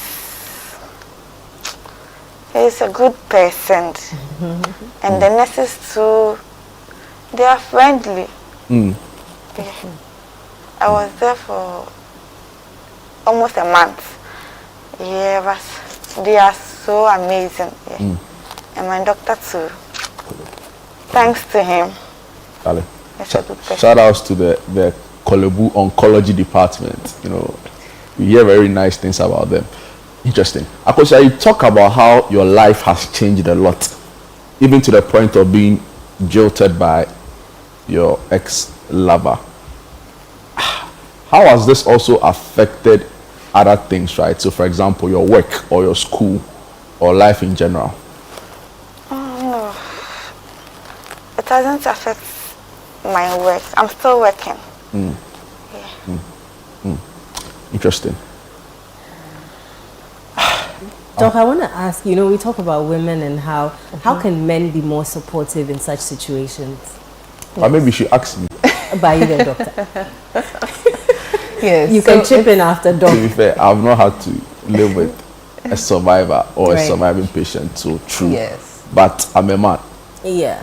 And so you want to say something before? Yeah, listening to a story is so unfortunate, right? And I really applaud her bravery, like you rightly said, and her strength in some of these, or in this ordeal, right? And I think generally, we need to do better. This gender, sometimes the other gender, your agenda. But we need to do better, right? And I hope that this will be a story that will inspire and also act as a reminder that you can't enter some things and just back out. Exactly. So social presence, very important for your partner. You've entered into this partnership and you are in this together. So it doesn't mean that if something goes south, then you abandon the whole contract and then leave. You need to be there. You need to support socially. You need to support emotionally. You need to support financially. So these are the areas where you need the men to be able to support the women, so that if they do know that they have such a strong support system or a social system that would always be there for them, it is very therapeutic for the patient, and they would be able to go through this journey all the way to the end of it. But we don't recommend that you just abandon the patient halfway through or decide to say that it's over or whatever. And this is true for cervical cancer as it is for any every other condition. Wow. Any other condition. Akosia had so many nice things to say about Kolebu, where you work, and of course the doctors that treated her, including yourself, will you say this is the norm in terms of healthcare professionalism, healthcare quality? I know where Jude is going. You know, Dr. Charlie, I read the news review segment. Yeah. Upper East, 36 posted, only 3 showed up. Right, these are doctors already. You know, so is this the quality standard treatment? Yes, so when you look at the quality dimensions of health, it is one of the things that you need to be able to, because sometimes just by speaking to a healthcare professional and how approachable and the rapport you build with the patient goes a long way to even sometimes there's something we call placebo effect, just by talking to you and how you give me that listening ear. You feel better. You feel better before I even intervene with any medical intervention. You get it. So psychologically, you need to psych the person up. And I would say that most healthcare professionals are doing their best in this regard. The only challenge is that the number of patients that you may have to see sometimes compromises this quality. So if you are going into the consultation room and then just before you even enter, the numbers that you see out there, it reduces that patient-doctor time that you spend, and that is what takes affects out the quality. Exactly, the quality that you may have to. So it is not a personal problem. It is a policy problem. It's the system. So the system. Exactly. Where you have so it's I think every healthcare professional would want to leave any patient who came in smiling. And nobody would want a patient coming in and leaving even worse than they came in. You would want to listen to them. You would want to be able to allay all their fears before they leave. And most of the time, it is very, very important and very therapeutic. Some will just say that just by talking to you, doctor, thank you very much. Just by giving me that time for me to speak, and then you listened to me and you answered all my questions and you were able to take care of all the doubts that I had in my mind. It's enough therapy for the patient, and that is the goal for every healthcare professional. Wow. We have some answers to our questions. They actually answered all 5. Interesting. I love our viewers this morning. So this one is from Safo. But Safo, you only wrote Safo. You didn't add anything. But anyway, cervical cancer is a disease which abnormal cells grow uncontrollably in the cervix, the lower part of the uterus that connects to the vagina. Signs and symptoms of cervical cancer: abnormal vaginal bleeding, bleeding between periods. You have to use Tenitino and check for plagiarism. You read it, I'm doing it in my mind. If I hear some words, I'll do it. You know that it's AI, right? Exactly. After sexual intercourse or after menopause, unusual vaginal discharge may be watery, thick, foul-smelling, or blood-stained. Pelvic pain or pain during sexual intercourse, especially if persistent, and that's from Safo. Another one here, Margaret Tennyson. Question answers: pelvic pain or pain during intercourse for the number 1. Number 2, abnormal vaginal bleeding. Number 3, unexplained weight loss, fatigue. The answer to question 2, a pap smear test. Let's give it to them. And then Felicity Ahafia, also same question: cervical cancer is the abnormal growth of the cells of the cervix, mostly caused by human papilloma virus. And then she goes on and on, answers all the 5 questions. So people have been listening. Yeah, I'm so proud. I'm so proud of all of you. Also, a big well done to you, Doc, for your fierce and relentless advocacy. Thank you. Wow. Generally, I wanted to talk about Abdul Rahman D. Nasi also sent in a message. Cervical cancer is Abdul Rahman. Yeah, maybe he wants it for maybe his sister, his wife. Yeah. You never know. Yeah, so the answers are here. Early detection improves outcome if normal. Repeats every 3 to 5 years, depending on age. Are they more than 5? No, this is the 4th person. So one more person sends in, and that's it. Okay. Wow. I'm very happy. I was saying thank you too for showing a lot of relentless advocacy. Thank You know, you too. and also very, strong leadership with the Women of Medical Women Association of Ghana. Yeah, I saw some of them in the course of the week. Was it last week? I think even this week on Breakfast Day. So I've been sitting with you. I was like, oh yeah, you've been following. Anyway, Doc, thank you so much. Thank you too. Yeah. Thank you. Doc, there's a question here for you. Okay. Lester wants to know if someone can have cervical cancer without symptoms. Yes. You can actually have. So you can actually have the early stages. You may not have any symptoms. Right.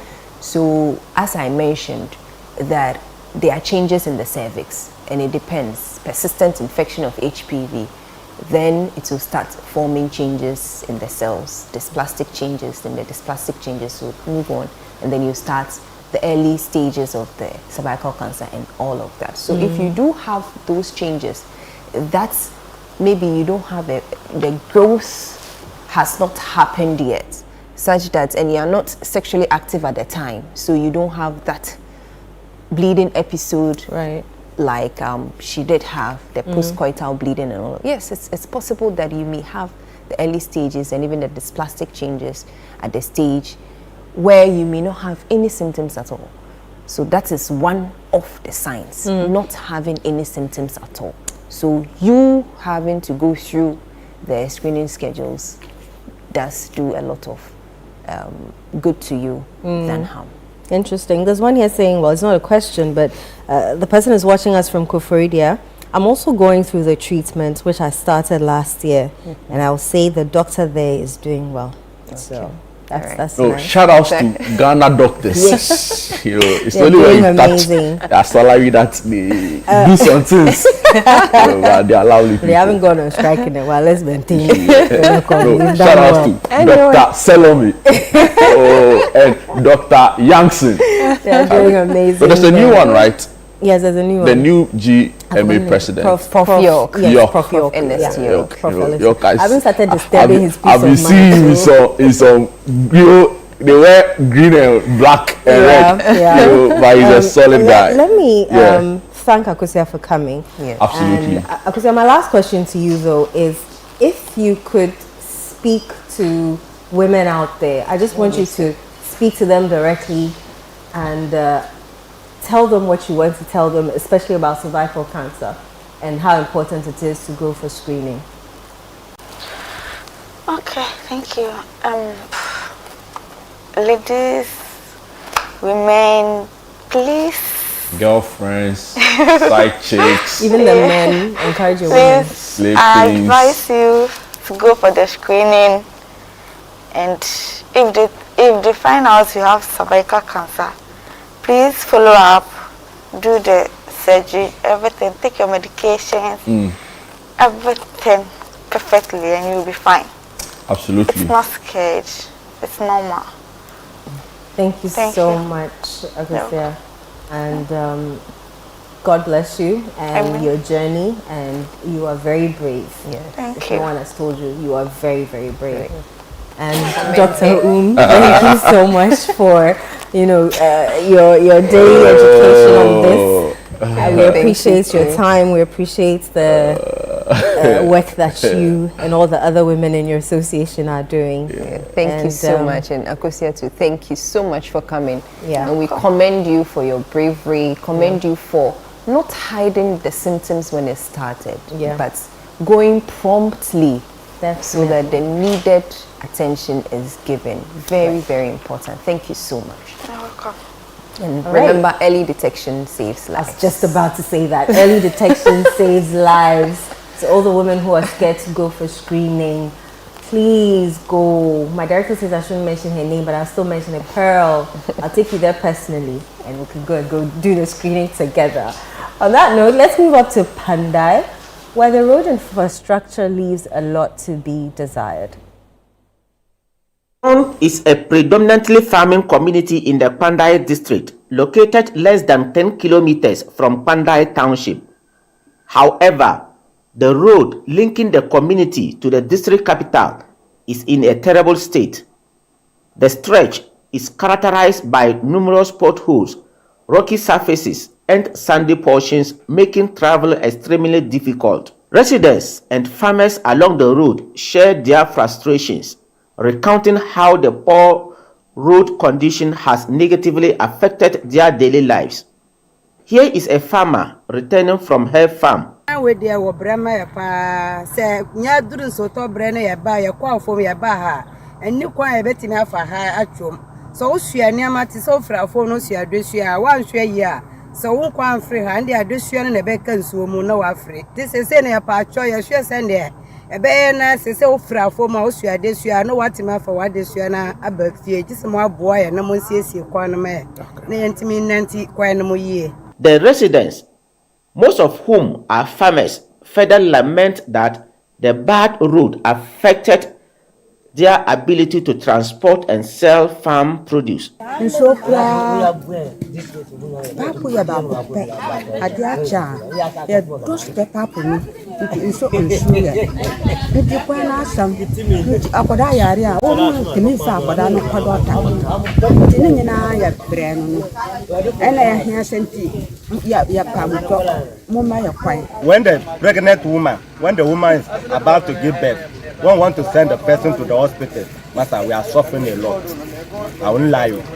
You are saying, Jassy, when it is raining season, this car that you people brought it here for rainy season. When someone send me to come to Dobo, he will not come because of the road. The Channel 1 news team encountered a health worker conducting an outreach program in the area who spoke about the difficulties health workers face using the road. There's a stream here, and when you come here in the rainy season, it's full of water. When it's full of water, you can't cross. And also, we don't also have, as a health worker, you need to reach every community. And it's very important for us to give immunization. So rainy season, for instance, when you come here, the place is full. And we also have life jacket that you can use to cross. So usually find it difficult to cross here in the rainy season. The district chief executive for Pandai, Honorable Haruna Abdul Karim, acknowledged the deplorable condition of the road. He confirmed that the community had formally petitioned his office and said he had appealed to them for patience. There are plans ahead to work on the road.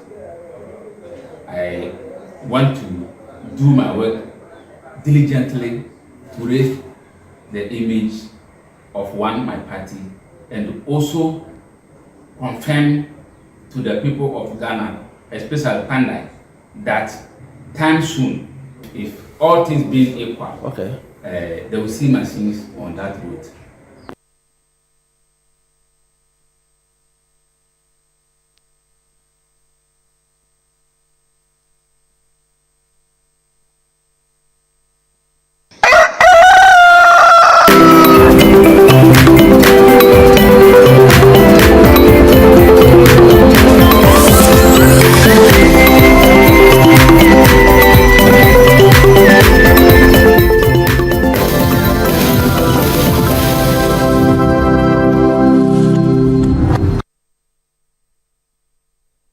Right, she saw that report from our Northern Regional Correspondent, Mohammed M. Alabira. Let's go over the phone lines and speak to the Assembly member for the area, George Indikumi Maule. Amos. Amos. Yeah. I don't have that. Hi, sir. Good morning and welcome to Sunday Breakfast. I trust you're well. Hello? Hello, sir. Good morning and welcome to Sunday Breakfast. Good morning. How is the work going on? The work is going on very well. That is good. That is great. Yeah. Your area, right, Pandai, has come under intense public scrutiny over the past couple of weeks, particularly for the, issues around electoral court hearings, right? But also the roads, right? A week ago, we had a story here at Channel 1 TV on the Kachina Road. And today, we are also hearing about this particular road in the area. I want you to start off by generally talking to us about the state of roads in Pandai. Yeah, that was this month, and then started with Nkanchina, but it is two electoral area there. We have Nkanchina electoral area and OT settlement electoral area, which is Nkanchina number 2, where the nursing training is located. Yeah, the day they came, I follow up to the place, and then they went to the landlords and they went to show them where they can get the gravel and then start with Nkanchina OT settlement route. But the road is getting to district Asamba. From there, they started at distance nursing training there. That is the end of the road. And then the other day I was also there. They were starting working, and then they went towards to Pandai. From Pandai, when they are coming towards Pandai, they will enter into my electoral area to Pandai. So after that, they came back to the state electoral area known as Dobun. That is another community known as Dobun. And they begin with that one too on Monday, 19th of this month. So today they are still on that route, working seriously. In fact, the way the constructor and are doing the work is very, very, very nice. Wow. I won't lie. Yourself, if you visit there, you will like the way the road is going on. For Nkanchina, we were told that the DCE was the one who pleaded with the authorities to get the drip machines to, level the road, and he was funding the process. With this particular road, where is the support coming from? Are you able to tell us? Yes, please. And for the DC, if you look at the DC level, the power is given to him through the president of what? Republic. Yes. And his ministers. So if you say Assemblyman like today saying that Assemblyman is working on this and Assemblyman is doing this, my power is from the district assembly. Though the name, because I am with them, my name will be mentioning. And it looks like it's a contribution work. If the DC did not give the report, I don't know. They will see there and know that there's a road here and it's bad and it needed construction. Upon that, they will say DC is doing the work. Wow. But someone who knows inside the train know that the work is coming from above to the DC, and he is the message driver. So upon that, they can say DC is supporting. The deputy roads minister is from your area, right? I mean, he's not from Panda, he's from Tamale, but still in the region, the broader northern region. Is he aware of the state of roads, right? And yes, please. Has he communicated anything to you with regards to fixing some of these roads, particularly in the region? No, for that matter, no. But the DC have created me awareness that this road will be constructed. But I have not heard anything from the deputy minister of the road. Wow. Your member of parliament. As assembly member. Yeah. Fair enough. Your member of parliament, Matthew Nyindam, he has a lot of pressure on him. But I'm sure in his campaign, some of these issues came up. What was he saying to you with regards to the state of Pandai roads, during the campaign? And are there any of the promises he's delivered, particularly on the roads? Yes, no. When our election passed, 2024 election, it's like Pandai, we have not a candidate yet again. Because the case have been to court, and then the court have given the order to come and start their campaign again. But it's still there. I've never met him. Though I learned that he's doing his campaign, and Honorable Installer Akbautu is also doing his campaign. But I've never met Honorable Nyindam Matthew in my electoral area, talking about though he comes. And besides, some of us looking at things now, as the assembly members, they are also getting to know that this is the particular party you are following, or this is the particular party you are a member of it. Due to that, when the party which is opposition to you is coming, they don't create you awareness. But I've never also heard that he come to my electoral area and talk something about Dubu Road and the Kanchina Road about the construction going on. So let me get you correctly. You are saying that because of the possible rerun, both candidates of the NDC and the NPP are back in the constituency campaigning. Is that what you are saying? Yes. Do you also get the sense that because of the court's decision, right, the development in the area has slowed down? Is that an impression you get? Yes, please. Wow. That's interesting. What has both candidates been saying? You said you've not met Honorable Martin Nyendam. Have you met the NDC candidates in their campaign so far? Has the issue on the roads come up, and what have they been saying with regards to the road conditions in Dubang?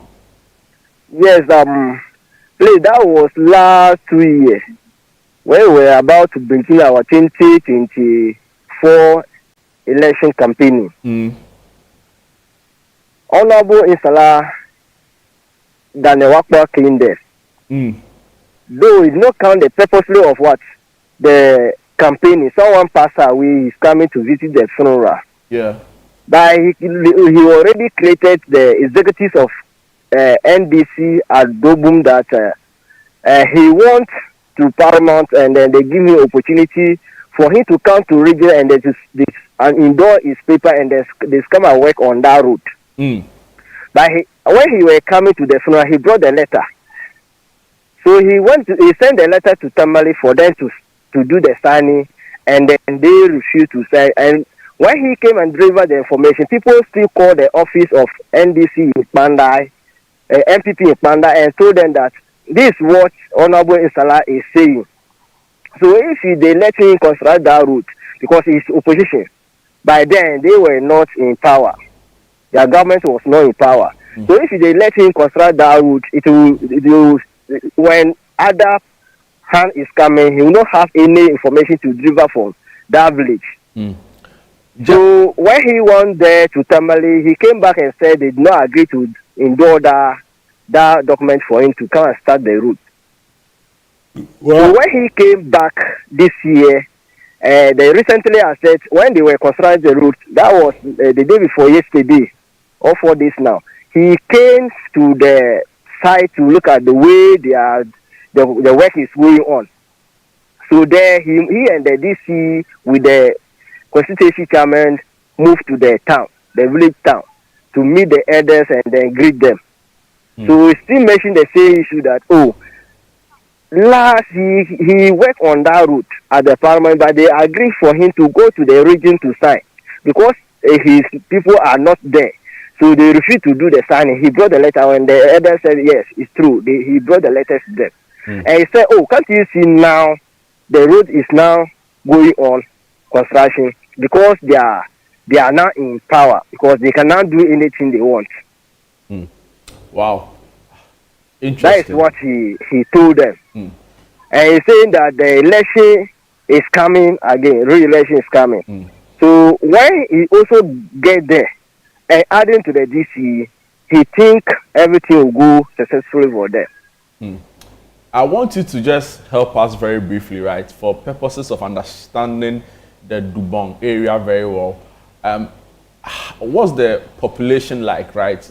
Residents in the area, how many people estimatedly live within the electoral area? Actually, because the population increase and continue increase and reducing, because I can't tell, because we have death rate and the birth rate too. So for the houses, the total houses of that community, I know. Can you share with us? Yes, the total houses in Dobo is 67 houses. But the new one construction this year is not part. Okay. Wow.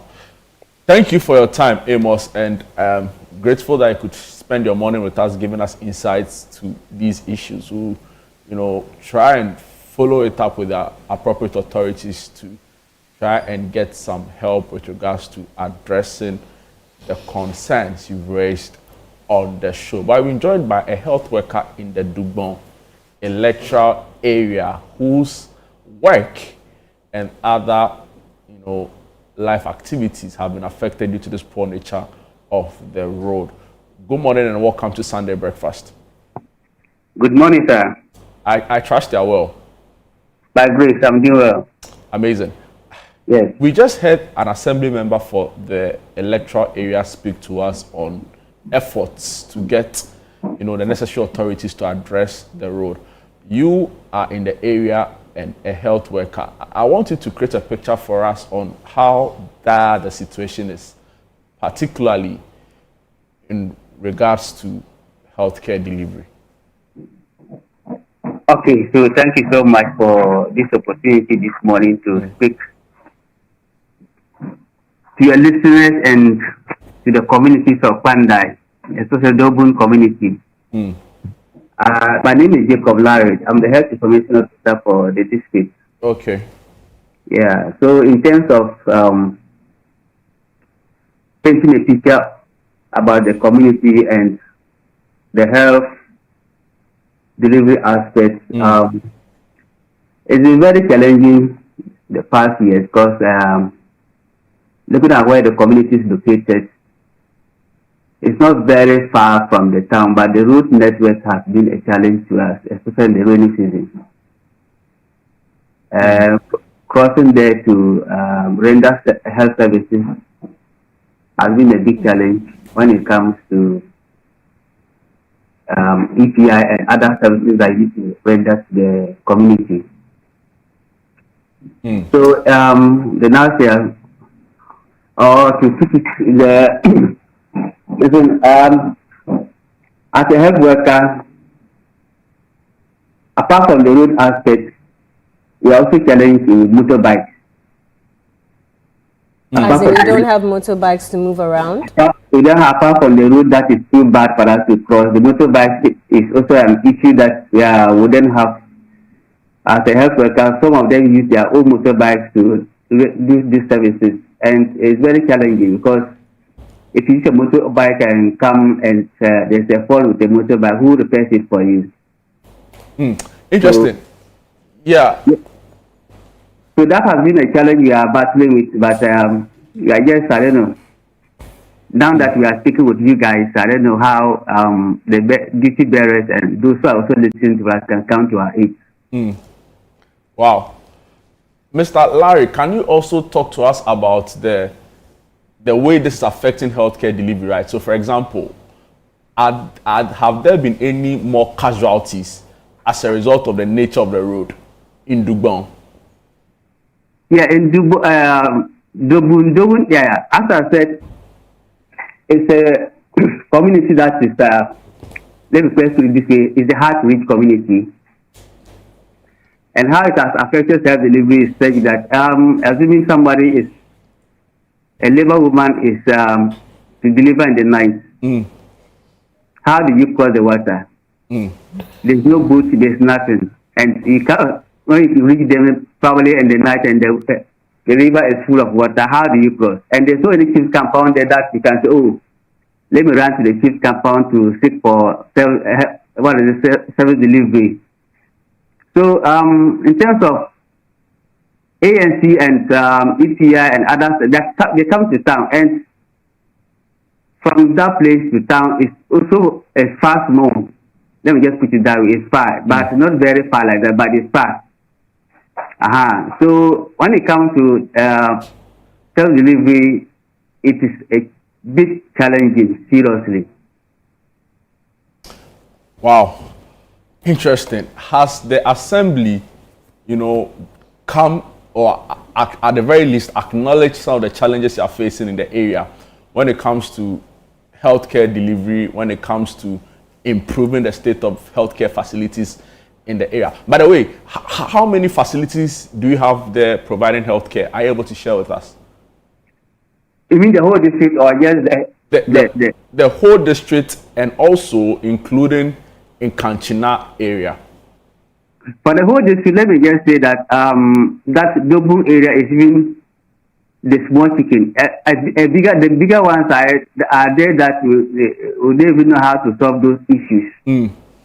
There are places like Sabongida, Kitari. They have to cross water before they can render health services. like using canoe and boats to cross. And they don't have life jackets. Most of them don't have life jackets. And you can imagine carrying vaccines, carrying mosquito nets and other stuff to cross rivers to go and render health services.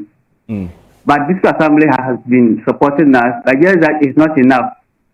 So we want to appeal to anybody who's listening to us and he has, is in touch and want to help us, the person can come out and help us in terms of road network. It's too bad. Interesting. To be frank, the road network is too bad in Pandai here. But looking at it, some of the areas, it's a hard to reach, but when the road network is good, I think it will be better because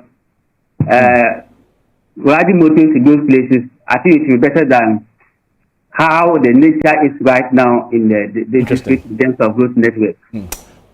Jacob, following up to my earlier question, right? So the number of facilities we have about 41 health facilities.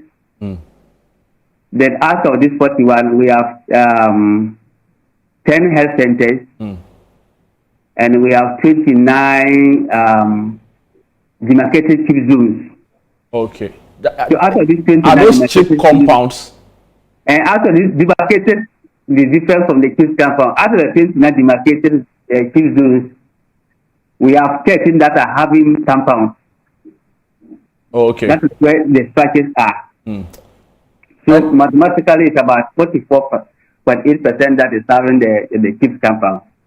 And what's the staff strength in the area with regards to healthcare delivery?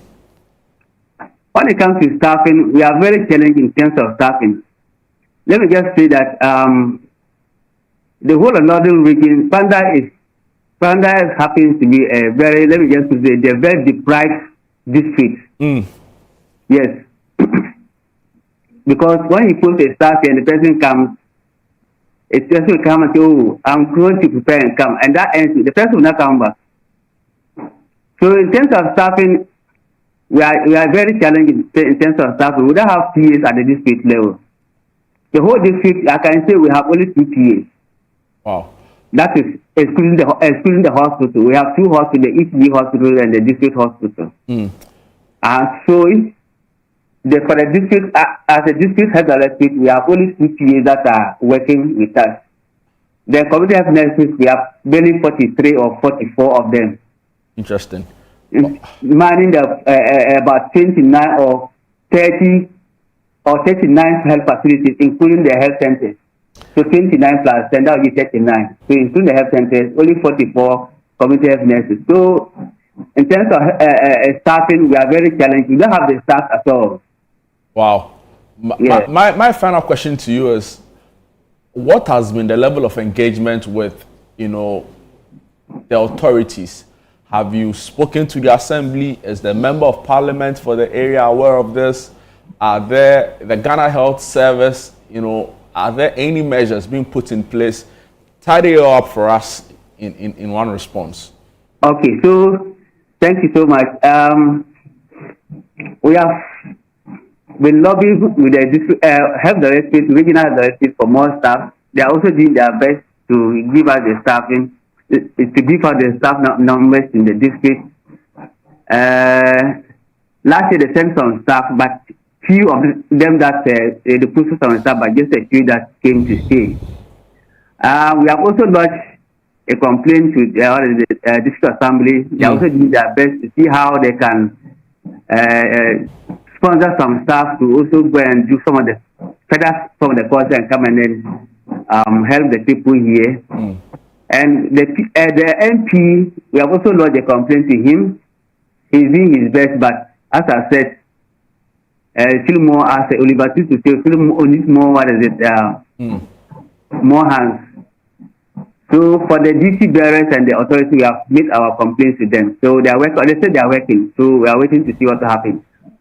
Jacob Larry Kofi, thank you so much, sir, and good job in providing health care for residents in the Dugbon area. Like they say, healthcare workers are angels sent from heaven, and we appreciate you for all that you are doing for the good people of Pandai.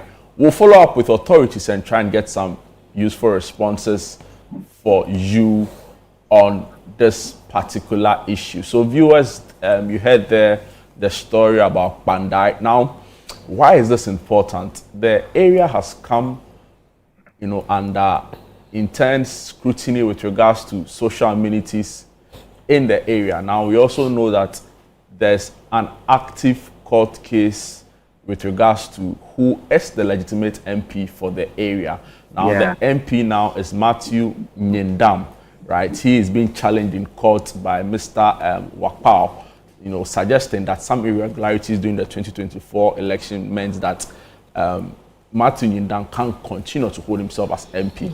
Now, some people view this as, stifling development in the area. But of course, there are others who have said that this was the state of affairs even before all of this became topical. So we'll be following the issues keenly and we'll bring you updates. The last time we brought you a story on in Kanchina where the roads equally bad, but the DC is trying to do something. So hopefully we get some help for residents in the Dubon area. But that's just what time will allow us for our conversation on highlighting important conversations in our community. If you have anything to say or you live in the community and you are watching this, you can share with us. If you visited the area before, you can also share with us your views on what we've been discussing so far. But Charlie, some way. The road, I don't know whether it's a road or it's a pavement or it is a gutter. Some way. We are praying that Abba and Papa Abba. So that's what they say. So we'll see whether they can address all of these things. We'll take a quick break. When we are back, there's a lot more right here on Sunday Breakfast. Don't go away.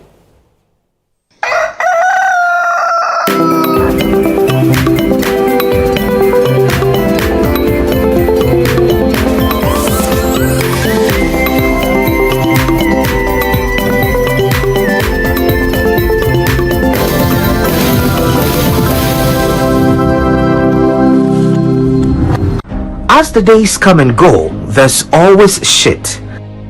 Let colleagues explore all the planetary bodies. Our mission is in Uranus to treat hemorrhoids, anal fistula, anal fissure, anal incontinence, hidradenitis suppurativa, using laser ligature for pain-free and speedy recovery. On Uranus Street, Accra, is Main Tuber Hospital and Coloproctology Center. Trust Uranus with us and we will delight you. Visit Main Tuber Hospital today or call us on 0244 581 541.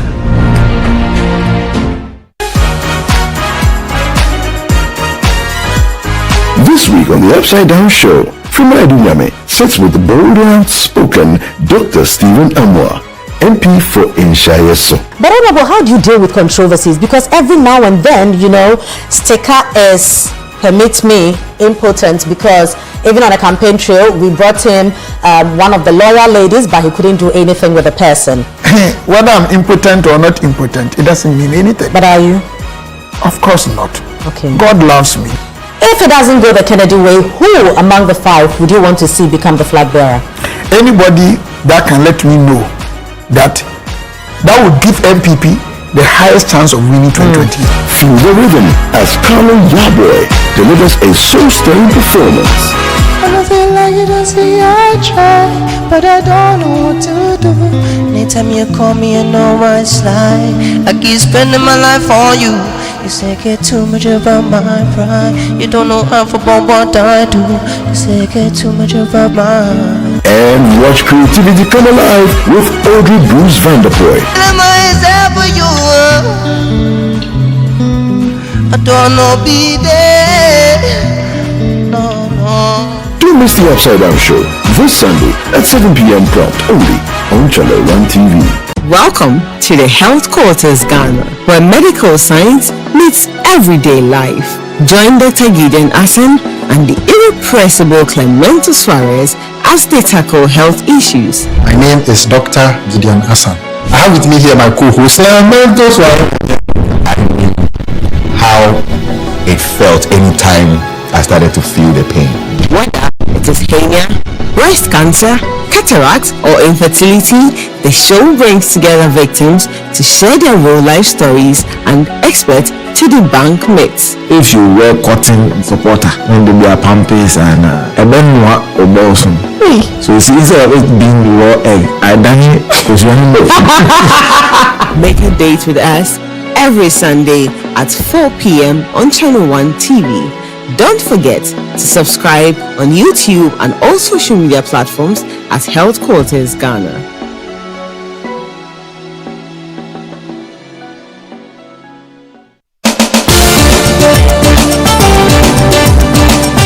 Nation full of questions, where truth often hides behind noise, one show dares to ask what truly matters face to face. With fearless clarity and quest for accountability, host Marisanda Amadou sits down with the movers and shakers of politics, governance, society, and business, confronting the issues that define our national conversation. Yes, I am Marisanda Amadou. This is Face to Face, and you're welcome. I say very often on the floor of Parliament that when we were in government, we got some things right, we got some things wrong. Are you still planning to go to Parliament, or you want to look at National Party office position? No, I'll be going back to Parliament. There's an unfinished business which I need to do. Sports has 3 legs: development, management, and promotion. Disintegration is extreme. We do not wish that even on your worst enemy. Every Tuesday at 9 p.m., join Marisanda Amadou on Face to Face as he digs deeper, challenges power, and reveals the stories shaping Ghana's future. Only on Channel 1 TV.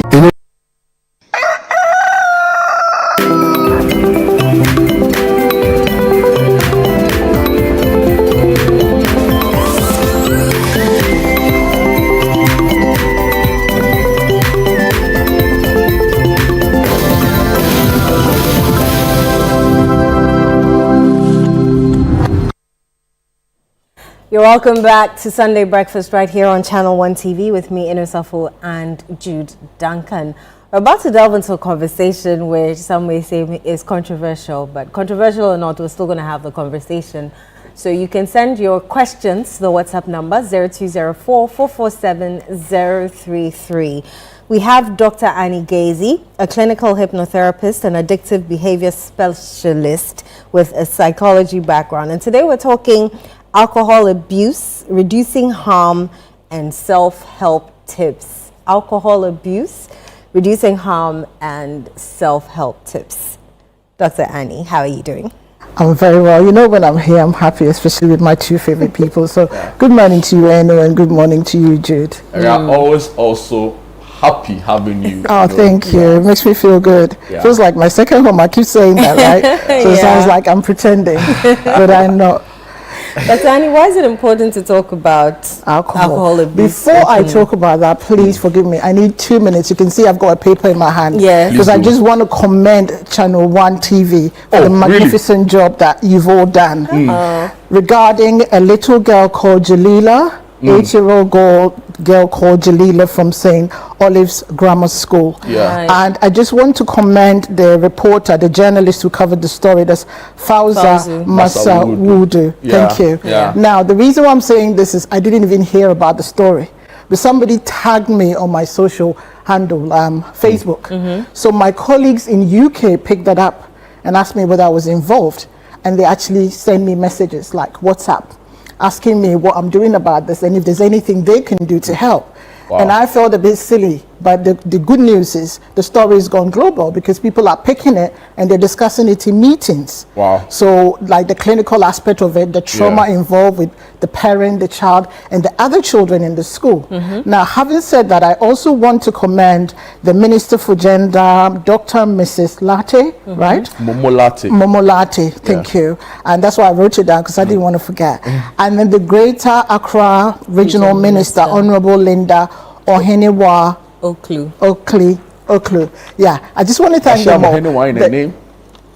I think I saw Obiniwa. Oh, sorry, please forgive me if you're listening. I think her name is Linda Oklu, right? Linda Oklu, so Honorable Linda Oklu. Let's leave it there. Yes. I just want to say that the way it was handled was brilliant, and I strongly believe that Channel 1 will keep up with the story and follow up. And anytime I think I would like to go up and visit the little girl as well, so that whatever support that we can all give in terms of the trauma aspect of, and then I would also like, my heart goes out to her and the bravery of telling the story for that age and what she went through. The fact that she was able to tell her story is so beautiful. So I commend her for that. So thank you all. Yeah, Doc, you're actually right. So it's Lenda Akwili Obenewa. Obenewa, okay. You know, Oklu is sounds very Gan, or Akwili also very Gan. So I wasn't really sure the whether there was Obenewa in there. Yeah, but according to Parliament, that's her name. That's her name. So you did your research.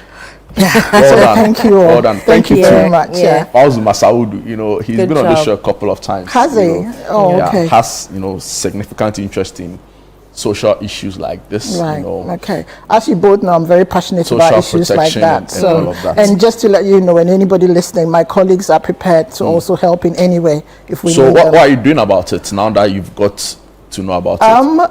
Obviously, I have to partner with Channel 1 and see what's going on, and then I'll be part of, visit, and also I'm happy to work with the family in terms of the trauma and any other thing that I can offer. I'm sure that lots of people are already doing stuff, and for the fact that the government and everyone is involved. But the reason why I'm happy is that sometimes we get media covering stories and that's it, just covering. But the fact that they involved a bit more and how it was covered, so it really captures the trauma, and the fact that we have these stories and sometimes we don't capture them, and by capturing it so well, it's attracted the attention of the, you know, the upper side of the government to actually say we need to do something, and they are doing something. So for me, I'd like to be part of Channel 1 to see what is being done or what needs to be done, and then my input. I would like that very much. That's amazing. Great. We'll definitely take this up after the show. Yeah. Right. Thank you. Sorry, now ask me. Yes, now I can ask you. I was asking why it's important to talk about alcohol abuse.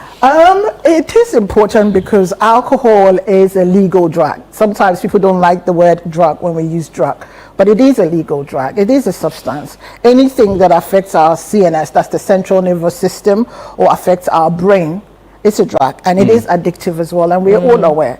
But because you can just get up and go to the shop and buy alcohol without any stigma, without anybody attacking you, compared to maybe other drugs, it's okay.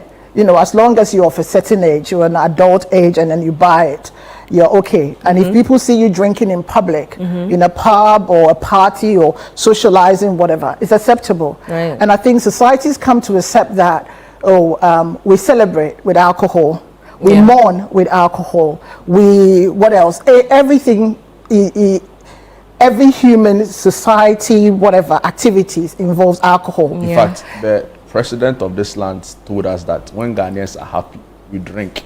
It's true. When we are sad, we drink. That's exactly what I said. Whether we are happy or sad, exactly. we still drink. You know, and even if we look at, like, we watch movies and all of that, we see our role models or the affluent people, their champagne and everything. So it's like, it's acceptable. And sometimes even it tells people, or the younger ones, that if you don't drink, that means there's something wrong with you.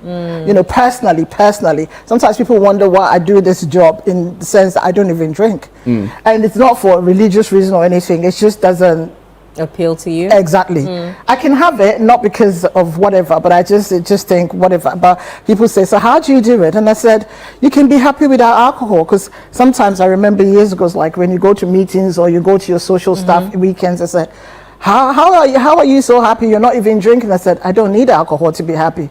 I'm my happy person. So it's about people, and people don't realize the impact that alcohol is actually a drug and is addictive, and is when you have it on a minimal whatever, you get that stimulation, that stimulant. So people think alcohol is a stimulant because, you know, the tipsy version where you're laughing, you're giggling, and you feel like you're confident and you can conquer the world, that stage. So that gives you that stimulation. So sometimes when you ask somebody what is an alcohol, they say, oh, alcohol is a stimulant. It isn't. It's a depressant, because it depresses the central nervous system. It depresses something in the brain chemicals that make us happy. We call something serotonin, which is the happy brain normally. And the happy brain, what it does is, that's what affects our emotions, and that. Then we've got dopamine that deals with the reward system. So for people who drink a lot, alcohol is a reward to them. So they don't realize that actually they're abusing alcohol. they don't see that. They see the reward because, like I said, I'm able to laugh, I'm able to sleep, I'm able to. But what they don't realize is it's okay to drink, but after, especially for people who drink in the evening, by the time you go to bed, about 3 hours, you crash. And you wake up again and you think, oh, why am I not sleeping? But they think that the alcohol was the one that made them sleep. They don't realize that it was the alcohol that woke them up early. So when you're doing these things or taking in the alcohol, you're actually going through abuse. Have I answered your question? Yes. Yeah. Sometimes I tend to go on a bit. Go on, sorry. So when does drinking move from social to abuse? Dependency. Yeah. Right, great. So sometimes people are young in school, they are going out having, like you said, socializing, or maybe here we can say, oh, after this, can we go have a drink? So we're socializing. But then gradually, if let's say after that, you said, oh gosh, I'm so stressed from work today. Let me just have a glass of wine, or let me just have a bottle of beer or whatever. Then it turns that, oh, he made me feel good, the reward. So dopamine is talking now, the reward that actually I got something out of it. That's the brain function. So once, so psychologically, mentally, it's making you feel great. Then you have that the next day, well, maybe if I have this again, then I have this again, then I have that again. So, and then we have those who are the binge drinkers, who maybe like could have had a fantastic week, or I've just won the lottery, or work was good, or promotion, or I've had a hectic week. So the weekend they can drink maybe from Friday to Sunday, so that they can drink and drink and drink. So those are the binge drinkers. That's in between. Then we have the problematic drinkers, or what you're saying, the dependency drinkers, people who can't stop. And that is where sometimes, like in families and that, people who can't stop, and somebody will say, oh, you drink too much, just stop drinking. It's easy for you and I to say stop drinking, but that person can go into a seizure and then die, because for them, that's why sometimes you sit with somebody and either they're shaking or you watch them carefully, people who drink a lot, because they need to top up to keep up. They need to top up to keep up. So you drink, you give them alcohol just to keep. Somewhere where I used to work, like in the UK, and that sometimes even when somebody is not working or they don't have the finances, we give them a token of something, so at least they can buy alcohol to keep them going. If not, or they get a substitute medication that really keeps them going, because if you don't do that, something might happen to them, or you have to keep them in hospital just to monitor them, for that to happen. If you come to me and you're a problematic drinker and you want treatment, if you just want psychosocial intervention, somebody will say psychosocial, that's the talking bit, looking at your network, looking at your environment, your work and that. But the actual treatment, in terms of maybe giving you a substitute medication or asking you to start reducing your drinking and all of that, I will need to make sure that you're in an environment where you're safe. Do you live with your family? If not, are you close to a neighbor? Do you have other people in the house? We look at all of this, else treatment can't start, because it's very difficult. And I would advise anyone listening that if you have somebody who drinks a lot, it's important for them to reduce gradually. That's why today we're talking about harm reduction. When we talk about harm reduction, it's about the harm that affects the person and the people around them. So what I'm saying now, it's reducing the harm. Somebody said, why would you ask somebody that they should reduce? Today, as you can see, you also, can we go to school? Are you able to hold whilst you're holding your cup? Okay. So for those watching, I don't know whether you can see. You see that there are numbers on there. Safer way of drinking, forget about the 3 to 4 units a day for men. Now it's recommended that both men and women need 2 to 3 units of alcohol a day. Somebody would ask, what is 2 to 3 units a day? So you see this cup I'm holding, 2 of this is your 2 to 3 for beer, right? 2 of this. So that is the recommended that you're safe. 2 to 3 of this cup a day for beer or cider is safe. Now, if we talk about wine, let me see. Somewhere here, I don't know whether it can be captured, a day, that's your safety. Because 2 to 3, that's 2 units. So a little bit of that, you're okay. Go beyond that, then your health could be at risk. Now, if we talk about spirits, your brandy, your vodka, your whiskey, whatever, can you all see it? Yeah. Can you point it where it is for a unit? Right at the bottom. Thank 25 ml. Exactly. So that 2 of that is all you need a day. Oh wow. If you're drinking spirit. So if you come to me, as a specialist, and you're somebody who drinks spirit, in order for you to be safe or healthy in reducing harm, maybe I'll tell you, all you want, for some people, they've drunk so much that they even enjoy holding the bottle or the glass. So I'd say, all right, let's go to wine, because at least you can have that a day. And then you can break it down or dilute it or whatever. Or you can have 2 of this. Beer. So go to beer because the alcohol content is not as strong as pouring a glass full of whiskey or brandy or vodka or whatever it is, you know, like strong liquor. Exactly. Yeah. A day. Yeah. So it's about, so I will work with you on that look at this and then drink this, measure it nicely and then have it. And also, having said a day doesn't mean that every single day you have to drink. You have to drink up to 14 units. It's written there. 14 units of alcohol. Is it there or is my other glass? Forgive me if it's not. But 14 units. So if, let's say, you're having 2.3 a day or 2.5 a day, the whole week you have to only drink 14 units. That is the recommended alcohol you can take. Then you have to give your body at least 2 free days to detox. So if I'm drinking 2.5 on Monday, Tuesday, Wednesday, Thursday, Friday, Saturday, Sunday, no body detox. You don't drink alcohol. So you need at least 48 hours. I'm looking at Eno's face. I'm thinking, is she looking innocent or feeling guilty? Which do you think? If I take you to Blue Kiosk, Doc, you might collapse. There's other place at ANC Mall. If I take you there, I'm sure you have. Anyway. Maybe we have to set up a store there one day and do I'm telling you, wow. Yeah. But Doc, my question is, carry on. Is this, you know, a lot of research goes into this, and we appreciate the intellectualism and the, you know, all that goes into it. But is it also tailor-made for us, right? Because we know that sometimes, more often than not, a lot of the research done doesn't purposely fit those of us in the global south, right? Or even in SSA countries, right? So my question is, what convinces us that this applies to all of us, taking into consideration weather, you know, our societal systems, of course, you know, and every other thing that matter. It actually does work for us. What the differences are: body size, your health, your age, all of that. So let's say for every alcohol that you take, let's say I've taken in 10 units of alcohol today.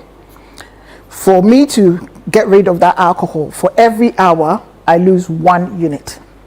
So sometimes somebody would say, oh, you drink all night, you go home and say, oh, but I slept. I'm okay now. I can go to work. I can function. Why have I got a hangover?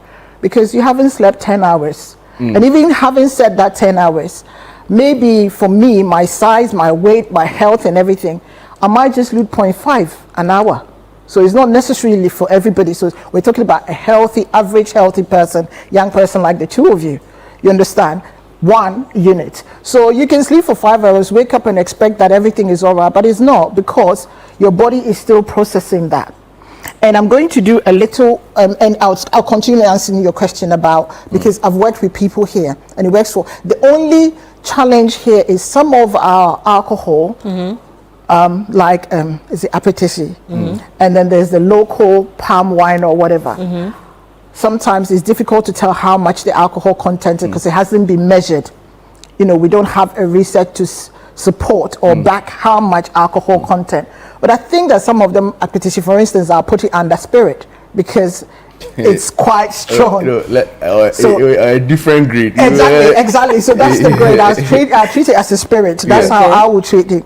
So with all of that, but you know, I've worked with people in this country, and I've got colleagues, people, other people, or psychiatrists or whatever that I've worked, and it's similar to be. So I understand what you're saying, and from other countries and all of that as well. We work with black people in other countries as well. Where you come from, people, I understand people drink to keep warm, right? It depends. Not everybody drinks to keep warm. I mean, if somebody's got a problem or whatever, it's just like here. I think that you see, one thing about our country or our continent is we don't talk about it. You know, so maybe my father is drinking heavily or my partner is drinking heavily. We accept it. We don't talk about it. The stigma. So we don't see. And lots of abuse, I don't want to go into that because that's a different subject, but domestic abuse and all that is to do with drinking, because that's some of the effects of people drinking. People drink a lot. If you go out right now, people in bars, pubs, this, that, every corner, and they drink with food. People don't just go out to get their fufu and soup, they actually drink a lot. And if you look at our bottles compared to other countries, our bottles are huge. Sometimes they scare me. Like, I'm not condemning any company on it, but the bottles are quite huge. And people can sit and drink. And somebody can put, can you give me a bottle of vodka or whatever it is? And it's like there's 75 cl, not a little one. Where I come from, somebody can just get that little one and that's like, okay. But here people can afford it, so people can drink, and those who can't afford go for the ones that we haven't measured and we haven't done research to see how much. And maybe that's a project that some of us will have to take on and see whether we can work with the medical board to see whether we can grade that as well. So if that person sits and they're drinking, you don't even know how much they're taking in, and we don't monitor. As long as we're telling the pub lady keep it coming, the tap flowing, we just keep drinking and drinking and drinking without monitoring, and that is the risk. That is risky. Emma's been laughing a lot this morning. I want to find out, is alcohol dependence more about willpower? Everything is about willpower. It's about the brain, the power of the mind.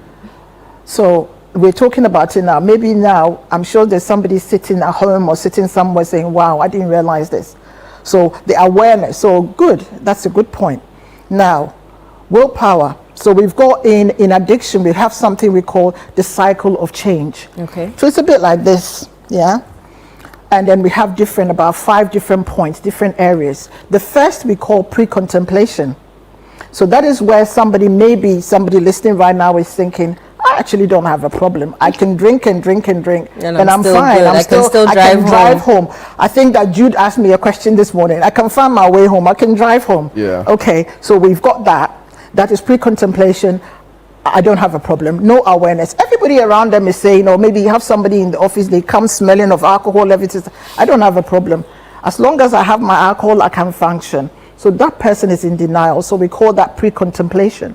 Then we move to contemplating or contemplation. That is, at this point, if everybody is told them, they've begin to see that it's affecting their work, it's affecting their everyday. Maybe even the doctor said, listen, your liver is going, the test is showing that your liver is going. So such a person, they are contemplating that actually I do have a problem. I think I do. So that is stage 2. So stage 3 is decision. Now, okay, if I have a problem, what is next? What do I do? I'm watching this program on TV now. I see that I actually do have a problem because I'm drinking all the time, or I'm binge drinking. It's affecting me paying my kids' school fees. My health is at risk. I may lose my home. All of these factors. I may lose my car. My friends are leaving me. My family are not happy. So that means that actually there is a problem, and I have to make a decision. And the next is that the action. So that person will come and see somebody like me, or go to their GP to go and say, actually, doctor, you know what? I'm having issues. I think that I'm really struggling. Can you help me? So then the treatment and all that will start. So that's where the willpower. At that stage of contemplation or making that decision, that person can say, you know what, I'm drinking too much. Now that I've listened to Dr. Gacy, I'm going to cut it down. I'm going to have 1 glass of beer a day or whatever. So that's the willpower of actually, I do have a problem. I do. So do you get what I'm trying to say? So right from that stage, they can say, I'm going to do something about it. Willpower, power of the mind, they can do something about it. Or maybe there is an incident in town about, God forbid, an accident or whatever, and then there was a drink driver. So you decide, oh my goodness, this could have been me. And before we carry on, can I just do a quick experiment? So I'll start with you, Eno. Put this on. This, it's a goggles for a driver who has drunk and think that it's okay for them to go anywhere. And you tell me, look at Jude, look at me, look around and tell me how you feel. So let's assume that you've just had alcohol after a party and you feel so good that you can drive home and be okay. Please put this on. Tell me what you see. Okay. I think it's the other way around. It's the other way around? Yeah. Oh, yeah. That's right. Okay. So you tell us when you look around what you can see. Right. I can't see anything. Right. Okay. Well, I mean, yeah. How does it look? Fuzzy? What? I don't even want to put words in your mouth. It's a bit fuzzy. Like you can't really see. How many of my fingers are up? I have no idea. Thank you. Right. So pass it on to Jude as well. Jude, have a look. So you've had your very good drink, a good party, and think that's fine. Let me I can drive home. I can drive home safely, because I'm a good drinker. What do you see? Clearly. Can you be honest with us, please? How many fingers do I have up? Your 2 index fingers are up. Oh wow! Okay. Yeah, but you navigate your way a bit, right? Okay. So basically, all you're trying to say. To be fair, it's blurry, right? Yeah, it is and blurry, if yeah. that's how people see it, it's dangerous. And I have different versions of it. If you've had 2 bottles, if you had 3, we don't have time for that. We need a whole week to actually. That's your alcohol treatment. So if you come to my service, these are some of the things that we go see through. like this when they are drunk. Yes, driving. that's how. Yeah. That's So this is where you're completely drunk. No, not completely. If I bring you the completely, you won't say anything, because normally what I'll do is I'll put obstacles there and let you, let's say these water bottles, and say walk in between. Let's see if you can do it. And you see people just knocking things about. Wow. And that is your completely But drunk. even this one, you can't drive You like can't this. exactly. So that person telling me that, they've got this big tolerance and they can drive and do, this is what is happening on our streets when they drink. Good So these are Lord. some of the things that we do for alcohol education. Explain to us the scientific process, right? How do people still know that this is the turn to my house, this is the junction to my house, even when they are drunk? Like, I don't get it, because cognitively, your brain It's is not impaired. functioning at full capacity. Exactly. It's impaired. Thank you for the language. So how do we still know that this is the route to my house? Okay, remember that you have memory, and then as you're growing up or your everyday life, you have a routine. I have to wake up, have a shower, do this, eat, go to work. So that's become your life for maybe years, months, whatever. So these are activities that are already there at the back of your brain, your long-term memory, short-term memory. So the fact that you're drunk doesn't mean that you don't remember things. It's about the safety. So your retentive memory is there. It's there. So you know that I live at, oh gosh, I just want to remember a place. Of Angkor. Yeah, of Angkor. And I have to get on the, I don't know the name of the roads, but the main road to get there. So you pick your car, you know the route and everything, but it's about the safety to get there. So it's not where you're going. You know exactly where you're going, but how to get there. Is it safe for you to get there? That's when I should have brought a breathalyzer, but both of you are not drunk, so you'll be useless. So we breathalyze to see where you are on your alcohol level. That's where in other countries, the police will stop you when they think, what's going on with this driver? Breathalyze you and think you can't drive. You may know my home is about a mile away. Oh, no. You can't drive because what we've got, the alcohol content tells us that you crash before you get there, or you harm somebody, you will endanger somebody, that sort of thing. So my answer to your question is, the fact that you're drunk doesn't mean you don't know your home, unless it's really, really bad to the extent that I've had people where cabs have, taxis have carried them home, taxi drivers have carried them home, because all they were able to do was give them the address that I live at, and then the driver would just take them home. But remember that you're putting your life at risk, because that moment anything could have happened to you as well. So even that they were able to give the address, or they will go and give the neighbor's address, and then they will knock, and the neighbor will say, oh, they don't live here, they actually live there. There's a new trend. In fact, a very popular one has even opened in somewhere cantonments, right? A trend of where now there's a lot of alcohol infused in every other thing that would ordinarily wouldn't have alcohol, right? So I'm talking about your cakes, your ice creams, and it's it's jumping on. It gives the giggle. Remember I said about the giving you that stimulant, that buzz of feeling excited, feeling like somebody will say, oh, if only I should have, I'm going to do this presentation, if I can have a little drop of alcohol, it will boost my confidence and whatever, I need it. And we have lots of public speakers or actors and actresses who actually drink before they go on stage. You see them look so confident and that. They drink, and some of them drink heavily before they step on the stage. People who sing and all that, because they feel like they need that. But then that should tell you, if you need this, did you get the word I used? What word did I use? Need this. Need this. That means something is just not right. That means that you need to depend on it. It's not like I want it.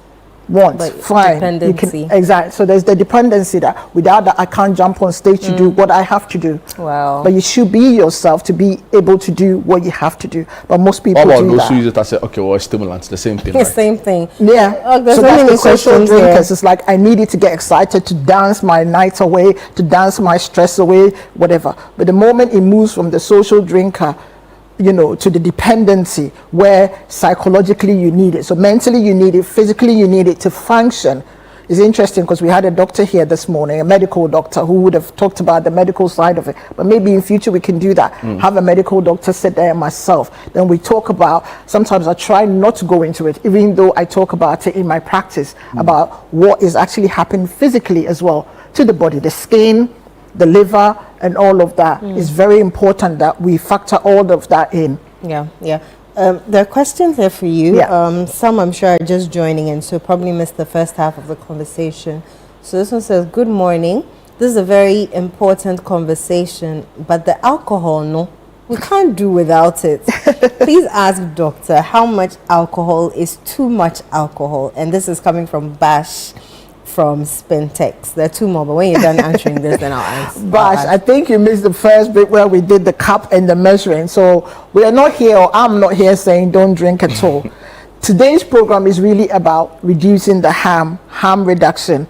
So you're drinking, but you're drinking safely. So I'll go back again to my measuring cup and say, let's say, Bash, you drink beer. What we're trying to say is 2 of this a day is fine, right? 2 of this a day, this size cup. And if you want one, I'm sure my number will be there somewhere, or if you contact the studio, they'll give you my number. I've got lots of these cups, so contact me. But what I'm saying is 2 of this of beer a day, and also wine, that a day. So you need 2 to 2.3 units of alcohol a day, and that's safe. That's what they say medically to us. Yeah, and if you spirit somewhere down there or somewhere here, a day is fine. But remember that in a week, you have to make sure you have 48 hours at least to give your body a break from alcohol where you don't drink.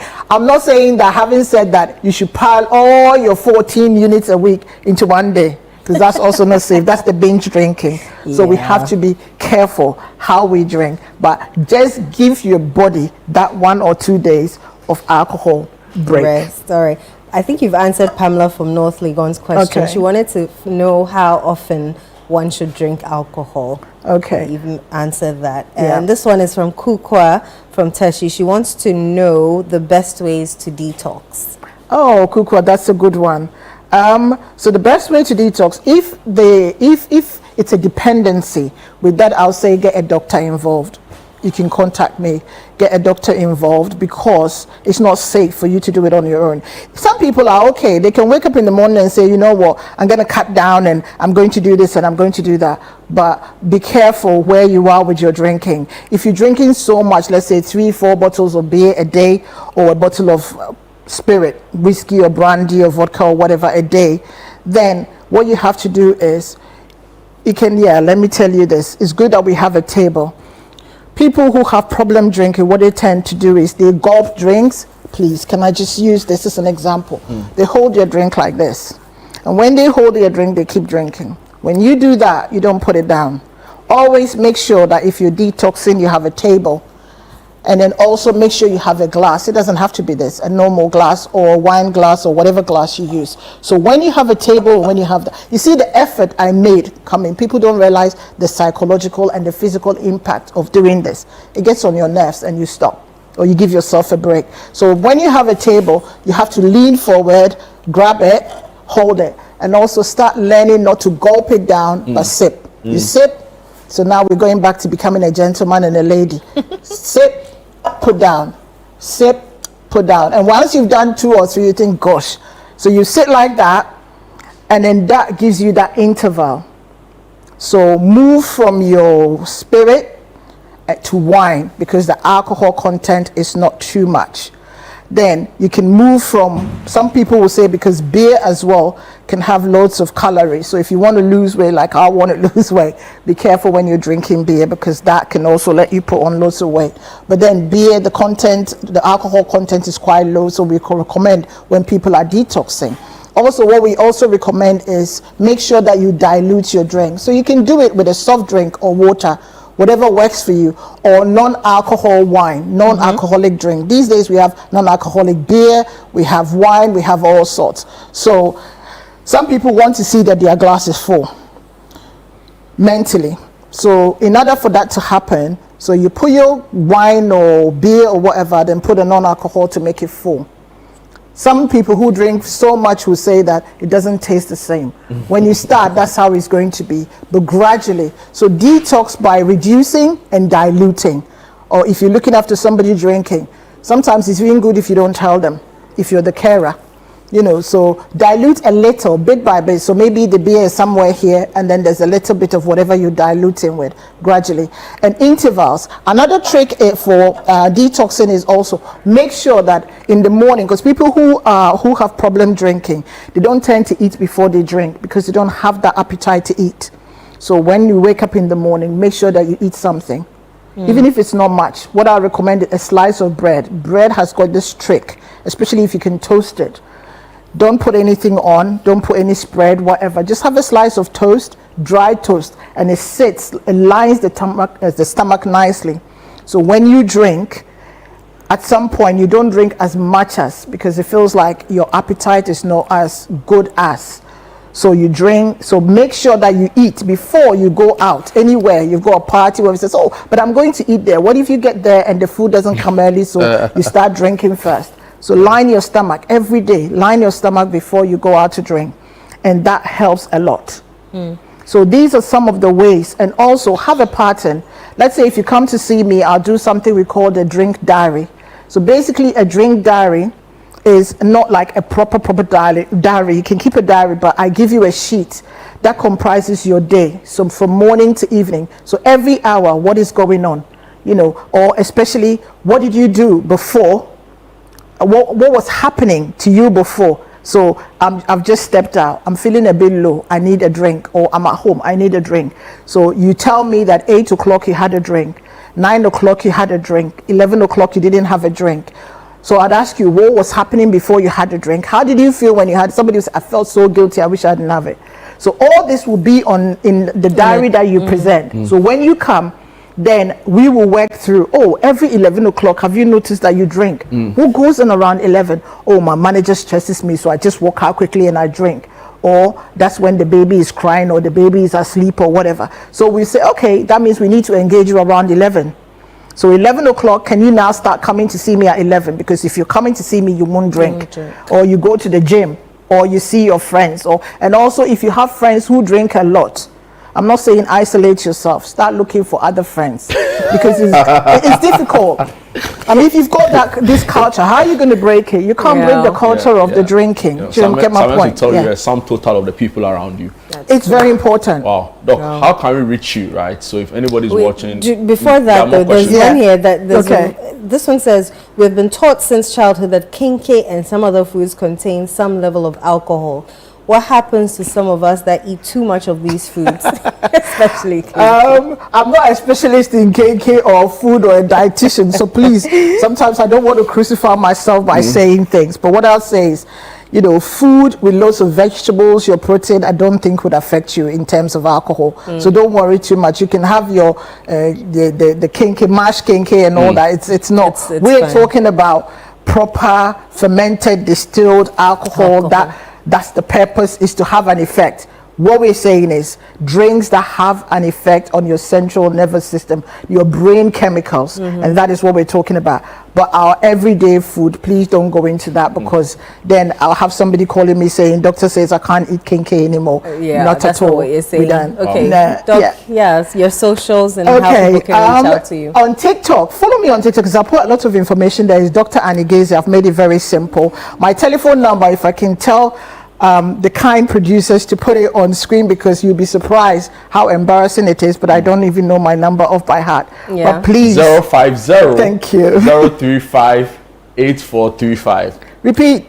050 035 8435. Thank you very much. You see how bossy I can be. Or you can go into my LinkedIn as well, whatever, and then just ping me a message and then I'll respond if you have any question or if you need my assistance in terms of therapy. And that is where hypnotherapy briefly comes in, because sometimes about the willpower, if you're struggling yourself, I use that clinical hypnotherapy, basically deep relaxation, to get you into a happy place, to motivate you to reduce your drinking and to stop if you want, or to be a social drinker. Wherever you are, that's where we work with. Thank you so much for your time. Thank you. Always a pleasure having you. Always. Same. We are grateful. Thank you. You know, Very interesting show today. And, and take your cups home and come and tell me something. That's your homework. Go and educate other people. The wine, no, we'll talk about it later. We'll try it, Doc, and I'll come and tell you. 2.1 units of wine. We'll try it and come and talk about it later. But thank you so much for joining us this Sunday. We hope to see you next weekend. Do join Jude and I. And have a good Sunday. Bye.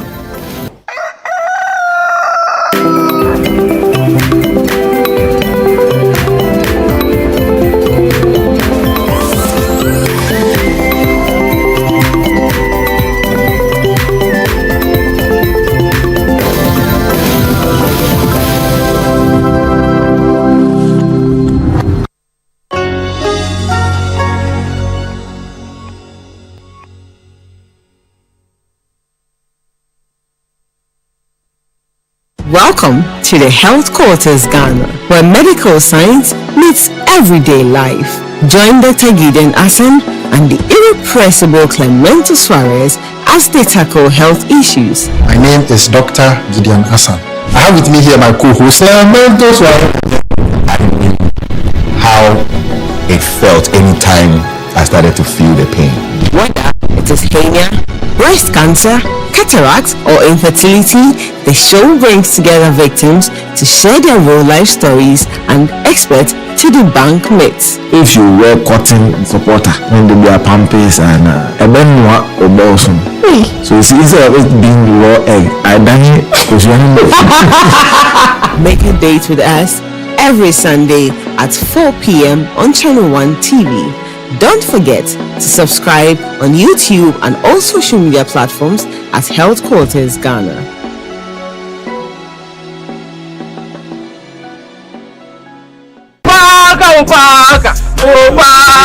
See, the way I'm suffering here. Finally, God has listened to my prayers. Let me tell you something. This interview I come to do, if you not get me, man, Ayuba already there. At the Vipers Ayuba. I want a nice looking lady. Nice one like that. Get ready for all the shenanigans, the gossip, the gisting, and the jiving. The typical happenings at a Ghanaian pub, aka Sports. And everything is sauce. Charlie, this one no sauce fishing. Stop! I see the girl she feel. Hey! I guess now as I bring the truth, some things will happen for the content back there, man. No, get around. I'm here with these guys trying to prepare a surprise proposal party for you. And you're here chilling with this guy. Don't miss this fun and engaging TV series, Junction 5, on Wednesday at 7:30 p.m. only on Channel 1 TV.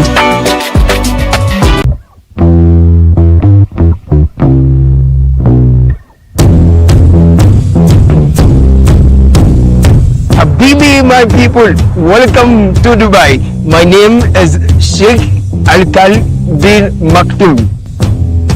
Okay, so I am Caleb, right? Caleb Kuda is my name, and this is Beyond Borders on Channel 1 Television. We are in Dubai.